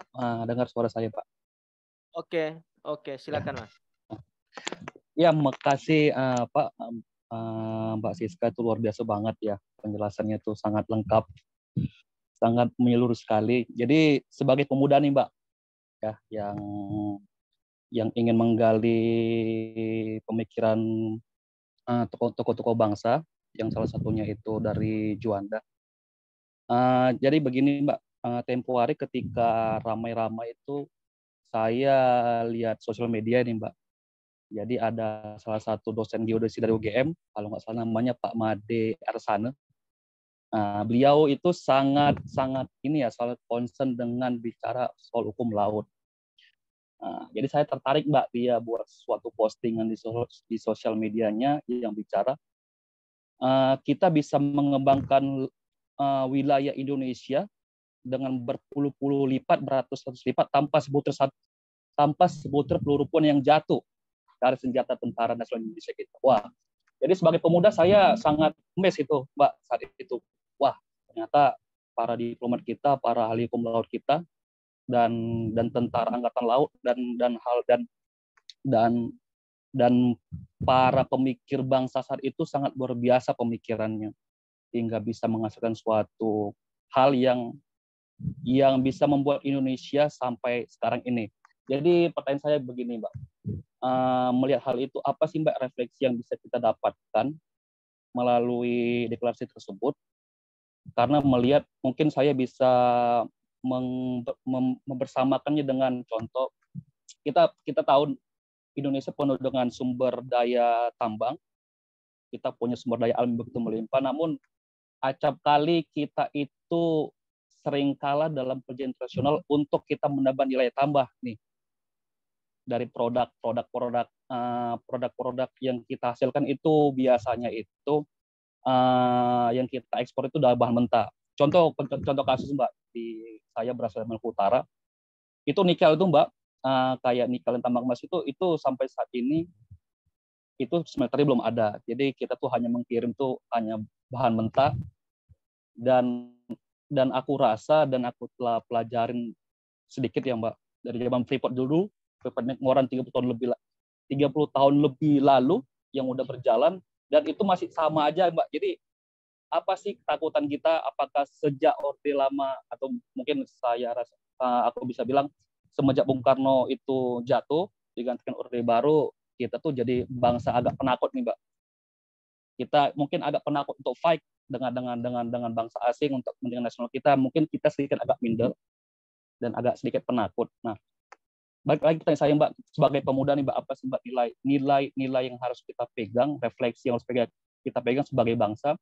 Karena melihat mungkin di zaman Bung Karno kita tuh sebagai mercusuar Asia Afrika ya, Mbak, Indonesia saat itu, dan negara-negara maju juga mulai memperhitungkan kita, dan aku rasa itu menjadi suatu turning point ya, Mbak, bagi kita saat ini di Indonesia, khususnya juga bagi saya yang sangat juga senang dengan hal-hal yang berkaitan dengan pemikiran bangsa. Mungkin itu, Mbak, yang saya pertanyakan kepada Mbak Siska. Jadi kasih semangat dong, Mbak, buat kita para pemuda nih, Mbak. Refleksinya apa nih? Ya kan. Oke, mungkin demikian, Mbak, yang jadi pertanyaan saya. Terima kasih. Merdeka. Merdeka. Agar tetap semangat pemuda, kira-kira kiat-kiat saran-sarannya mungkin Mbak Siska, silakan. Oke. Boleh? Oh ya, oke. Tampung saja. Boleh. Kalau gitu. Oke, silakan. Ada lagi yang lain? Mungkin agar lebih menghemat waktu, bisa langsung ke pertanyaannya ya, Pak. Bisa perkenalkan diri. Pertanyaan. Baik, silakan, Pak. Silakan. Ya, selamat sore. Bisa didengar? Bisa, halo? Pak. Jelas. Ya, saya Emmanuel dari NTT. Ya, ini saya harus bicara karena tadi Mbak Siska menyinggung. Ya, kita di Nusa Tenggara Timur sebagai provinsi kepulauan, dan juga ada 2 negara yang menjadi wilayah perbatasan, Australia dan Timor Leste, dan juga banyak masalah di laut. Selain Pulau Pasir, Mbak, juga ada masalah tumpahan minyak di Laut Timor. Itu sudah lama diperjuangkan oleh beberapa LSM untuk adanya ganti rugi dari Australia dan Timor Leste yang melakukan eksplorasi di situ. Nah, ini berkaitan dengan masalah deklarasi Juanda, kira-kira bagaimana? Ya, selain negara, tapi Nusa Tenggara Timur, baik pemerintah maupun juga para pihak harus bersikap seperti apa ketika menghadapi masalah perbatasan dengan Timor Leste dan Australia. Bahkan di salah satu enklave di Timur Tengah Utara, kabupatennya kita, itu kan di dalamnya ada bagian dari Timor Leste. Ini saya membayangkan ya ke depannya bisa ada konflik yang sangat serius. Mohon saran-saran. Yang kedua, berkaitan dengan substansi materi, kita dihadapkan pada dua keadaan ya. Indonesia mau menjadi negara maritim atau agraris. Kira-kira menurut Mbak Siska gimana baiknya? Apakah menjadi maritim atau agraris? Terima kasih, saya kembalikan. Merdeka. Oke, merdeka Pak Immanuel. Lanjut. Ada lagi satu lagi sebelum kita jawab, kita respon. Satu lagi Pak Mustafa. Silakan Pak. Jadi pertanyaan saya sederhana dan singkat. Terkait deklarasi Juanda adalah dekolonialisasi hukum pertama setelah penetapan 3 Mei. Nah, apakah di dalam hukum internasional kita mengenal yang namanya pembaharuan norma hukum laut? Itu yang pertama. Dan yang kedua, dari kacamata para ahli hukum kelautan kita, apakah di antara batas-batas laut wilayah kita ada yang bermasalah? Kalaupun ada yang bermasalah, tolong disebutkan, bagaimanapun itu nanti jangan sampai terjadi bom waktu sehingga muncul permasalahan pada generasi yang akan datang. Ya kira itu saja Pak narasumber dan Ibu narasumber dan Pak moderator. Ya, akhiri terima kasih. Assalamualaikum warahmatullahi wabarakatuh. Assalamualaikum warahmatullahi wabarakatuh. Terima kasih banyak Pak Mustafa. Kita jawab dulu, sudah cukup menumpuk. Kira-kira ada 5 pertanyaan atau 5 respons dari para peserta. Yang pertama kira-kira bagaimana nilai-nilai yang perlu diteladani atau yang harus diperjuangkan oleh anak-anak muda. Yang kedua, bagaimana untuk kira-kira wilayah-wilayah baru yang sekarang ini seperti isu NTT dan Timor Leste, negara-negara baru itu, bagaimana pandangan Mbak Siska. Yang ketiga, ada dilema antara negara maritim atau negara agraris kira-kira Indonesia ini. Bagaimana nih? Yang keempat, apakah dikenal pembaharuan norma untuk hukum laut? Yang kelima, apakah batas-batas hukum laut kita sekarang ini ada yang bermasalah, dan kalau misalnya ada masalahnya kira-kira solusinya seperti apa agar tidak ada tidak menjadi beban bagi generasi yang akan datang. Silakan Mbak Siska. Oke, terima kasih Mas, Bapak atas pertanyaannya yang luar biasa. Saya kira reflektif sekali gitu ya. Penyadaran kita sebagai kekuatan sebagai negara maritim. Mungkin merespon pertanyaan pertama ya, dikaitkan dengan anak muda, kemudian tantangan nikel smelter gitu ya, dan kemudian kekuatan diplomasi. Kalau saya sama mahasiswa itu selalu mulai dengan pertanyaannya, kamu tahu apa yang kamu mau nggak? Passionmu apa nggak? Gitu ya, karena kita nggak bisa bicara atas nama passion orang gitu ya. Kita tidak bisa bicara atas nama orang lain. Jadi kenapa kemudian diplomasi batas negara Indonesia itu sangat powerful banget? Karena konsisten dan persisten kita tahu apa yang kita mau gitu ya. Bahwa kita ingin wilayah kita itu nggak dipisahkan oleh laut, kira-kira gitu ya. Menjadi satu kesatuan utuh, imajinasi tentang tanah air yang tidak dipisah-pisahkan.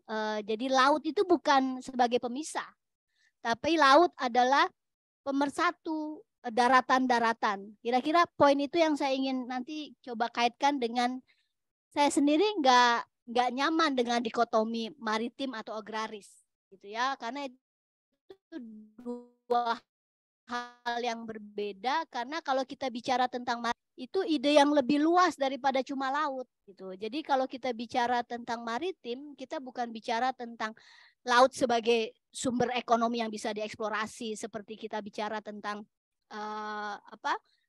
earning gitu, tapi fungsi laut sebagai identitas dan juga pemersatu tadi gitu. Balik lagi yang ke nanti saya akan balik lagi ke poin maritim atau agraris, tapi mulai dengan kalau anak muda adalah bukan mau promo iklannya Sprite ya, tapi saya selalu ingat kita tahu apa yang kita mau gitu ya. Kita harus jujur dan tahu apa yang kita mau gitu. Sehingga kenapa itu menjadi penting? Karena itu kemudian menjadi guide energi kita fokus ke situ. Bahwa kebijakan luar negeri, kemudian diplomasi itu akan menjadi powerful ketika ada kekuatan sinergi yang luar biasa. Kita tahu apa kepentingan nasional kita. Sehingga tadi seorang Muchtar Kusumaatmadja begitu passionate untuk memperjuangkan ide negara maritim sampai kemudian disertasinya ngomongin itu gitu ya. Seorang Hasim Jalal gitu sampai tidak perlu mempertanyakan lagi otentitas deklarasi Juanda, tapi kemudian menjadi misi hidupnya untuk melanjutkan kuliah S3 tentang bagaimana praktek negara kemudian mengatur laut, gitu kira-kira ya. Bagaimana sebuah negara possession of the sea. Dia benar-benar merunut dan itu passionate, dan ketika maju di ruang-ruang negosiasi itu terefleksikan ya, memang kompeten, memang skillful, dan itu lebih menakutkan berhadapan negosiasi dengan orang yang tahu semua celah materi gitu ya, daripada yang dibisikin doang gitu ya. Jadi by heart gitu ya, itu pasti convincingnya lebih dapat gitu. Dan Hasim Jalal adalah seorang tokoh hukum internasional yang tidak diragukan. Jadi ketika mungkin masuk ruangan orang udah sudah begitu duluan gitu ya, karena secara keilmuan dia mumpuni gitu. Ada buktinya. Mungkin teman-teman nanti yang sudah punya akhirnya memutuskan untuk studi sampai mentok S3 gitu ya. Itu prosesnya bukan karena seseorang itu mampu secara intelektual ya. Orang yang kemudian memutuskan untuk studi sampai S3 itu adalah proses lebih kepada bagaimana dia bisa mendengar lebih luas gitu ya. Karena proses S3 itu seringkali antara mati nggak mau, hidup pun nggak mau gitu ya. Apalagi yang udah biasa misalnya ngebimbing mahasiswa itu tiba-tiba dicoret-coret lagi gitu. Itu kan ada proses pride yang muncul gitu ya. Suruh mendengarkan dan lain-lain. Jadi ada istilah lulus S3 itu mungkin 20-30% itu tentang intelektual, tapi 70%-nya adalah kemampuan kita menerima dan berkomunikasi dengan orang gitu ya.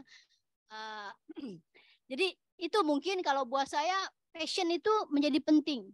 Kenapa? Karena dengan passion kita jadi mencintai apa yang kita lakukan. Dan itu kemudian tadi bicara tentang nikel, smelter. Ini tantangan nih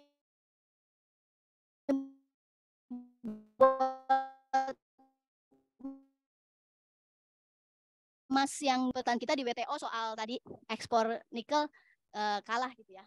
So what next? Apa yang bisa kita lakukan? Kenapa ini terjadi? Tadi dengan konteks kalau sekarang istilah kerennya adalah supply chain gitu ya, rantai pasokan gitu ya. Dulu zaman kolonial itu kan perekonomian dunia itu polanya adalah kita yang menyuplai bahan mentah ke industri Eropa gitu ya. Nah, sekarang dengan semangat kita sejajar, kita nggak mau lagi bagian dari vasalnya atau bagian dari empire kolonialnya, kita mau diakui sejajar. Kira-kira kan ada semangat itu ya, dengan kenapa kemudian ada semangat KAA, kemudian kita menuntut respectful, karena kalau dalam sistem PBB itu kan satu suara, satu negara, kita equal ya. Jadi bagaimana rantai pasok yang biasanya kita nyuplai bahan mentah, karena sekarang kita udah pinter-pinter, kita bisa teknologinya, boleh dong kita selevel sama mereka misalnya gitu ya. Nah, yang coba Indonesia lakukan adalah bahwa memang anugerah wilayah Asia ini banyak sumber dayanya ya. Dan kita ingin mengubah bentuk pasarnya, jangan kita cuma supply barang raw materialnya aja dong, tapi ada added value-nya gitu ya. Pertanyaan selanjutnya, ini sekarang tantangan luar biasa nih dalam konteks sekarang gitu. Kalau dulu ada revolusi industri 1, 2 gitu ya. Kalau dulu mulai dari mesin uap, kemudian ada mesin gitu ya. Sekarang katanya revolusi teknologi yang keempat ya. Dan itu digital. Dan itu mengubah landscape semuanya gitu ya. Kita mau mengubah rantai pasokan. Dan normalnya kan pasti yang dirugikan akan bereaksi dong gitu ya. Status quo-nya akan bereaksi.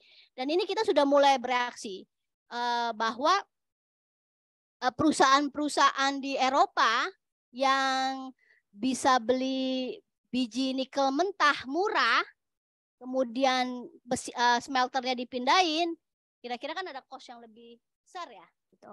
Nah, pertanyaannya, bagaimana kita secara bangsa kemudian komit orientasi bahwa mengubah pasok rantai pasar nikel ini akan mengganggu status quo yang ada nih, ya. Dan apa yang harus kita lakukan setelah keputusan WTO terakhir tadi.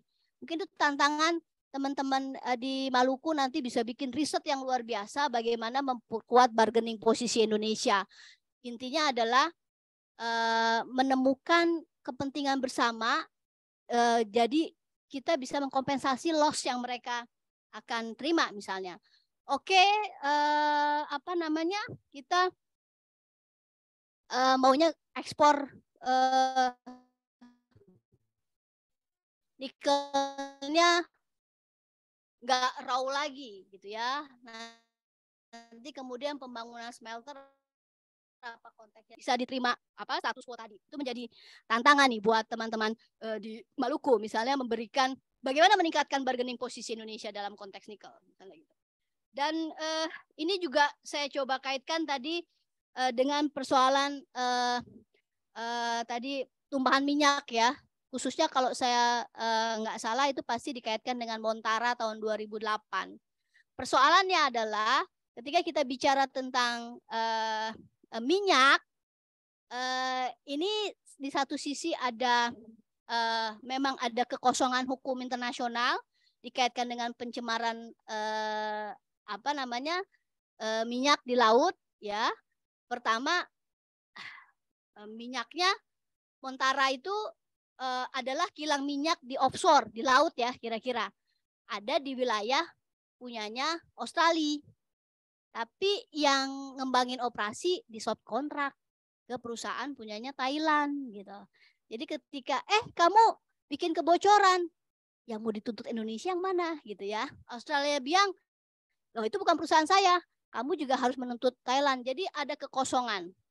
Terakhir saya diskusi sama Pak Hapsin Jalal, memang persoalan kekosongan hukum pencemaran laut, saya lupa ya, SOLAS atau apa, tapi masih ada upaya kompensasi bagaimana mengukur damage. Bayangin kalau di laut kan air ya, kalau di darat gimana melihat patok batas negara di laut gitu ya. Ini menarik, nanti kasus ikan juga yang di apa namanya, kenapa nelayan-nelayan kita suka ditangkap di Australia gitu ya. Seringkali loh saya ngelempar kailnya masih di sini kok, terus ikannya narik ke sana gitu, atau kapalnya di sini tiba-tiba angin gitu ya. Jadi sangat fluid batas negara. Kemudian ini gimana taunya ada batas, ini wilayahnya Indonesia loh, ini wilayahnya Australia loh. Kalau menurut apa namanya ceritanya nelayan-nelayan tuh yang suka ditangkepin nama Australia, buat mereka menjadi masuk akal ada konsep batas negara di laut adalah ketika mereka lihat GPS, masukin koordinat, terus ada garis, oh ini gitu ya. Tapi suka ngeles juga kan, kalau koordinat kan ada ketebalan tuh ya. Enggak, saya naruhnya di sini pas di dalam kok, belum keluar ya saya gitu. Ya, jadi ada apa namanya, ada diskursus juga gitu. Ya, jadi banyak cerita kalau ada orang-orang Bajo malah memang sengaja pengen ditangkap sama Australia biar makan enak di penjara misalnya gitu. Tapi anyway, that's part of the story gitu ya. Itu saya wawancara sekitar tahun 2013 itu. Tapi itu menarik dalam konteks bagaimana fluidnya balik lagi ke oil ya. Jadi ketika pecah apa namanya saluran minyak di Montara itu, bayangannya di tengah laut. Itu ngikutin aliran minyaknya itu di wilayah siapa kan harus diukur ya. Itu menjadi masuk akal kan dengan koordinat gitu ya. Lintang laut apa segala macam. Nah, tadi kalau ngelihat presentasi ada slide petanya, itu sebenarnya saya minjem petanya Pak Andi Arsana tuh ya. Gitu. Jadi kalau bicara tentang keilmuan, Pak Andi Arsana ini orang geodesi yang memang ahlinya ngukur-ngukur gitu ya, koordinat menjadi masuk akal gitu. Dan itu untuk mengimajinasikan bagaimana ada negara hadir di laut gitu ya, kan dengan teknologi koordinasi gitu, koordinat tadi. Nah, ini saya coba mau engage dengan persoalan di maritim atau agraris nih.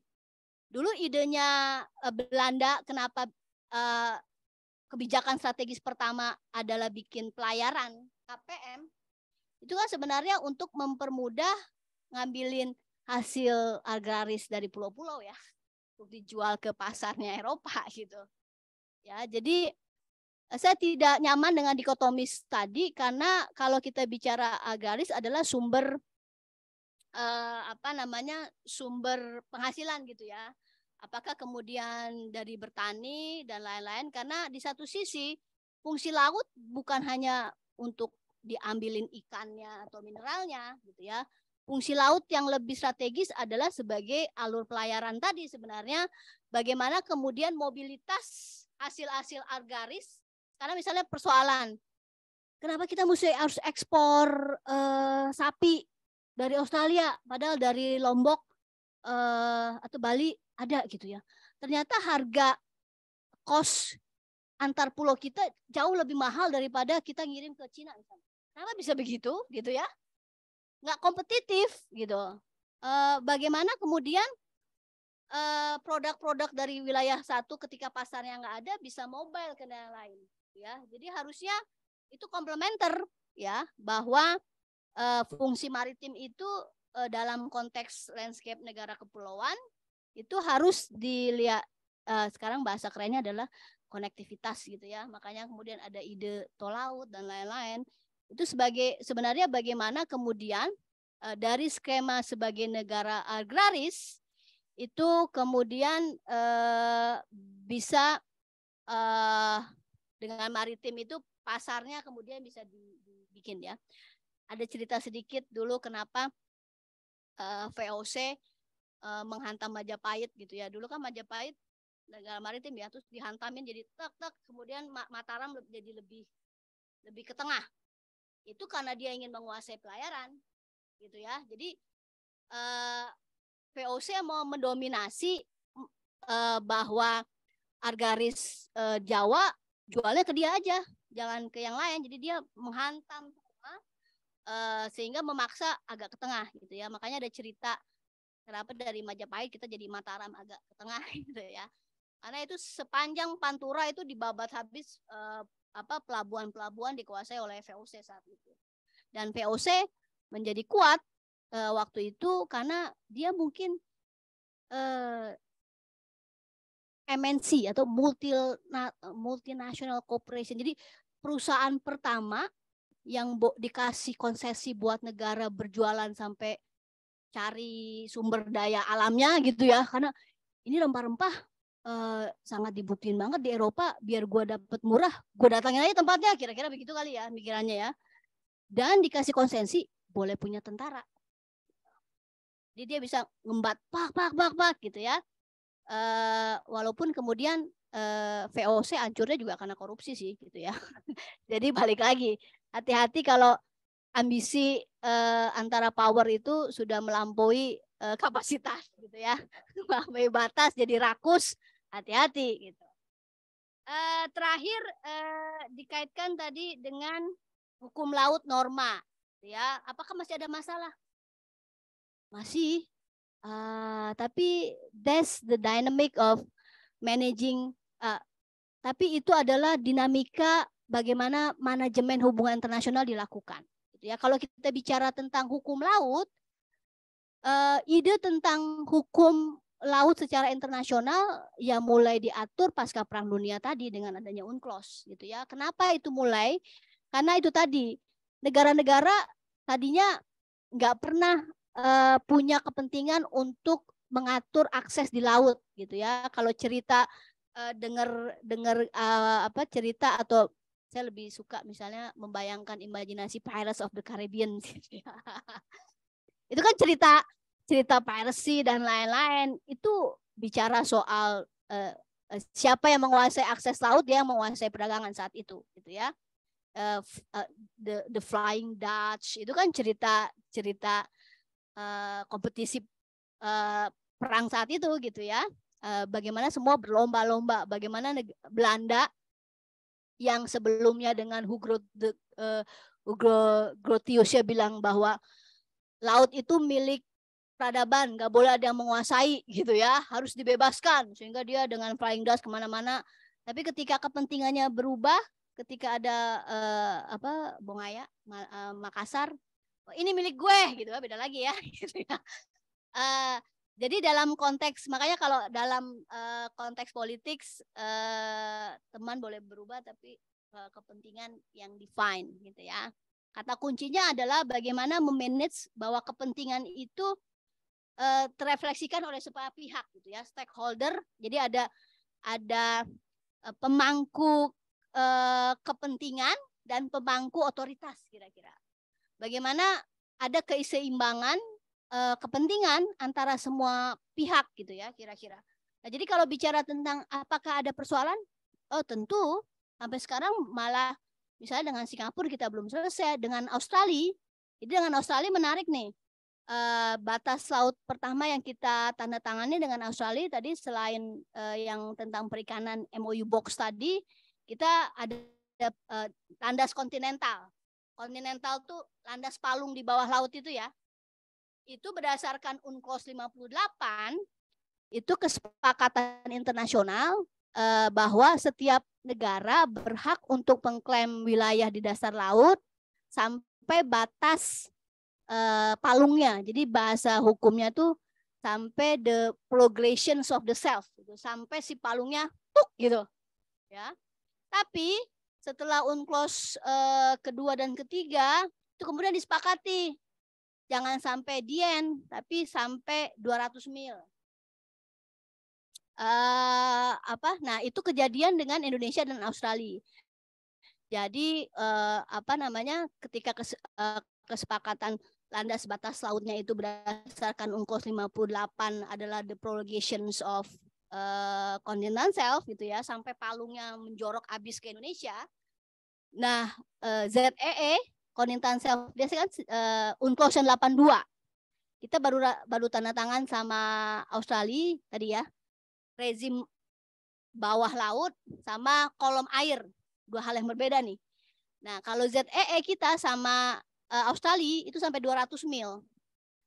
Nah, jadi ada kondisi wilayah kolom lautnya kita 200 mil, tapi Australia bilang, gua kan tanda tanganin ini berdasarkan UNCLOS 58 ya, jadi nggak berlaku yang 200 mil loh, gua mau tetap yang WIC. Yes, gitu. Jadi buat Indonesia ya tanda tangan aja, tapi perjanjian yang tahun 92 itu nggak pernah diratifikasi sama parlemen sampai sekarang. Ya. Jadi ada status quo ya. Oke. 92. Itu kan UNCLOS 82 ya. Jadi kita tanda tangan continental shelf sama Australia itu 70-an. Terus tapi yang ZEE baru setelah UNCLOS yang ketiga muncul gitu ya. Jadi ada wilayah landas lautnya menjorok lebih dalam ke Indonesia gitu ya. Australia nggak mau dong. Tapi atasnya overlapping. Atau sama seperti pasca Indonesia dengan Malaysia, Sipadan dan Ligitan. Kan itu mempengaruhi titik keluar ambil batas ya gitu. Sampai sekarang belum selesai tuh. Mau pakai dua rezim apa pakai satu rezim? Maksudnya apa? Tadi antara dasar laut sama kolom air mau pakai yang prolongations atau mau yang kolom air. Kalau mau memaksimalkan kepentingan ya mau yang prolongation dong ya, yang lebih menjorok ke dalam gitu ya. Tapi buat nelayan tuh nggak masuk akal tuh. Biji mana dasarnya punya Australia, atasnya punya Indonesia gitu ya. Emang ikan gitu ya, gitu-gitu ya. Logika itu kan kalau di realnya agak susah masuk tuh gitu. Kira-kira begitu. Makasih. Oke, terima kasih banyak Mbak Siska. Bapak Ibu teman-teman, saya kira diskusi kita sudah cukup panjang, sangat panjang. Kita ingin lanjut 2-3 hari pun mungkin belum selesai juga. Tapi saya kira Mas Dida, Bapak Ibu di Megawati Institute juga punya keterbatasan waktu dan kita semua perlu mengakhirinya di jam 4. Kita perlu satu lagi atau kita akhiri sekarang? Oke, silakan Mas Dida, satu lagi. Mbak Siska, Pak Jokowi itu kan punya visi poros maritim dunia ya. Komentar Mbak Siska itu gimana? Sekarang kan nggak bunyi itu. Mbak Siska itu gimana? Makasih. Ya, sangat nggak bunyi pasca pemerintahan yang kedua ya. Kalau yang pertama agak jang gitu ya. Kenapa nggak bunyi gitu? Ternyata selalu persoalannya adalah antara imajinasi yang ideal dengan prakteknya jenjangnya gede kayak gitu ya. Jadi apakah kemudian ini kan bicara tentang prioritas orientasi gitu ya. Ide tentang poros maritim dunia tuh seperti apa sih? Contoh kecil misalnya ide tentang tol laut gitu ya. Konektivitas gitu. Pertanyaan mendasar. Sekarang harga kirim barang shipping udah lebih murah belum dari sebelumnya? Real aja gitu ya. Kemudian misalnya rencana kita membangun pelabuhan baru selain Tanjung Priok sudah berhasil belum? Gitu ya. Jadi memang kalau kita terakhir misalnya saya coba bantu Bakamla ketika kita bicara tentang indeks keamanan laut gitu ya. Jadi itu tadi imajinasi poros maritim tuh kita mau jadi apa gitu ya. Tapi intinya bahwa orientasi sebagai negara maritim itu pasti selalu ada di setiap pemerintahan. Bahwa kemudian di era pemerintahan Jokowi sajalah kemudian ide ini masuk jadi agenda Pilpres gitu ya. Sebelumnya kan enggak, tapi bukan berarti aspirasi tentang negara maritim enggak ada gitu ya. Misalnya Soekarno dengan deklarasi Juanda, Soeharto dengan UNCLOS itu sebagai buah achievement sebuah pemerintahan loh. Akhirnya diplomasi kita di PBB diakui gitu ya. Gus Dur misalnya pertama yang membuat perikanan itu ditarik dari pertanian terus bikin Kementerian Pertanian dan Kelautan pertama. Itu di eranya Gus Dur. Kemudian bikin Dewan Maritim Dewan Maritim ya. Megawati terkenal dengan Sunda Kelapa ya. Bagaimana tentang tadi pelayaran dan lain, dan SBY juga kalau kita ingat bagaimana pariwisata maritim menjadi tagnya SBY ya, dan itu semua kan tidak terlepas dari aspirasi bagaimana identitas maritim itu sebenarnya terefleksikan. Cuma memang dalam kalau kita bicara itu sebagai kayak janji politik itu baru masuk ketika Jokowi ya dengan poros maritim. Bahwa ide sebelumnya selalu ada gitu ya. Sekarang sebenarnya termasuk saya kira terakhir-terakhir ini ide poros maritim muncul lagi nih dengan gestur misalnya Panglima TNI akhirnya dari Angkatan Laut ya. Walaupun telat tapi ada gestur itu gitu ya. Karena eskalasi di kemudian misalnya bagaimana ribut-ribut tentang Laut Cina Selatan, terus kita mencoba merefer dengan penggunaan Laut Natuna Utara, misalnya gitu ya. Tapi kemudian kalau kita bicara tentang kebijakan maritim atau poros maritim, barangnya apa sih gitu ya? Kebijakan apa? Selain checklist tentang tol laut gitu ya. Terus kemudian pelabuhan-pelabuhan, tadi bicara tentang pencemaran, udah certified belum gitu dan lain-lain. Mungkin itu ya Mas Dida. Oke, terima kasih banyak Mbak Siska. Mas Dida sudah diterima aja. Oke, terima kasih banyak Bapak Ibu sekalian. Kita berikan aplaus sekali lagi untuk Mbak Siska. Baik, terima kasih sekali pada Mbak Siska sudah berkenan untuk menghabiskan 2 jam ini bersama kita Bapak Ibu di ruangan maupun di Zoom. Untuk diketahui ini Mbak Siska, kita memang kurang lebih hanya 10 orang di ruangan, tapi di Zoom ada tadi nyampe kira-kira 115 peserta. 120 peserta. Jadi ya kira-kira ramai sekali lah. Ramai sekali peserta kita. ada juga kira-kira Bapak Ibu dari parlemen ya. Nah, itu penting juga untuk mendengarkan pertimbangan-pertimbangan dari pakar kita soal ini untuk melihat kemungkinan-kemungkinan di masa yang akan datang. Kurang lebih mohon maaf, sampai jumpa lagi minggu depan. Wassalamualaikum warahmatullahi wabarakatuh. Selamat sore Bapak Ibu sekalian.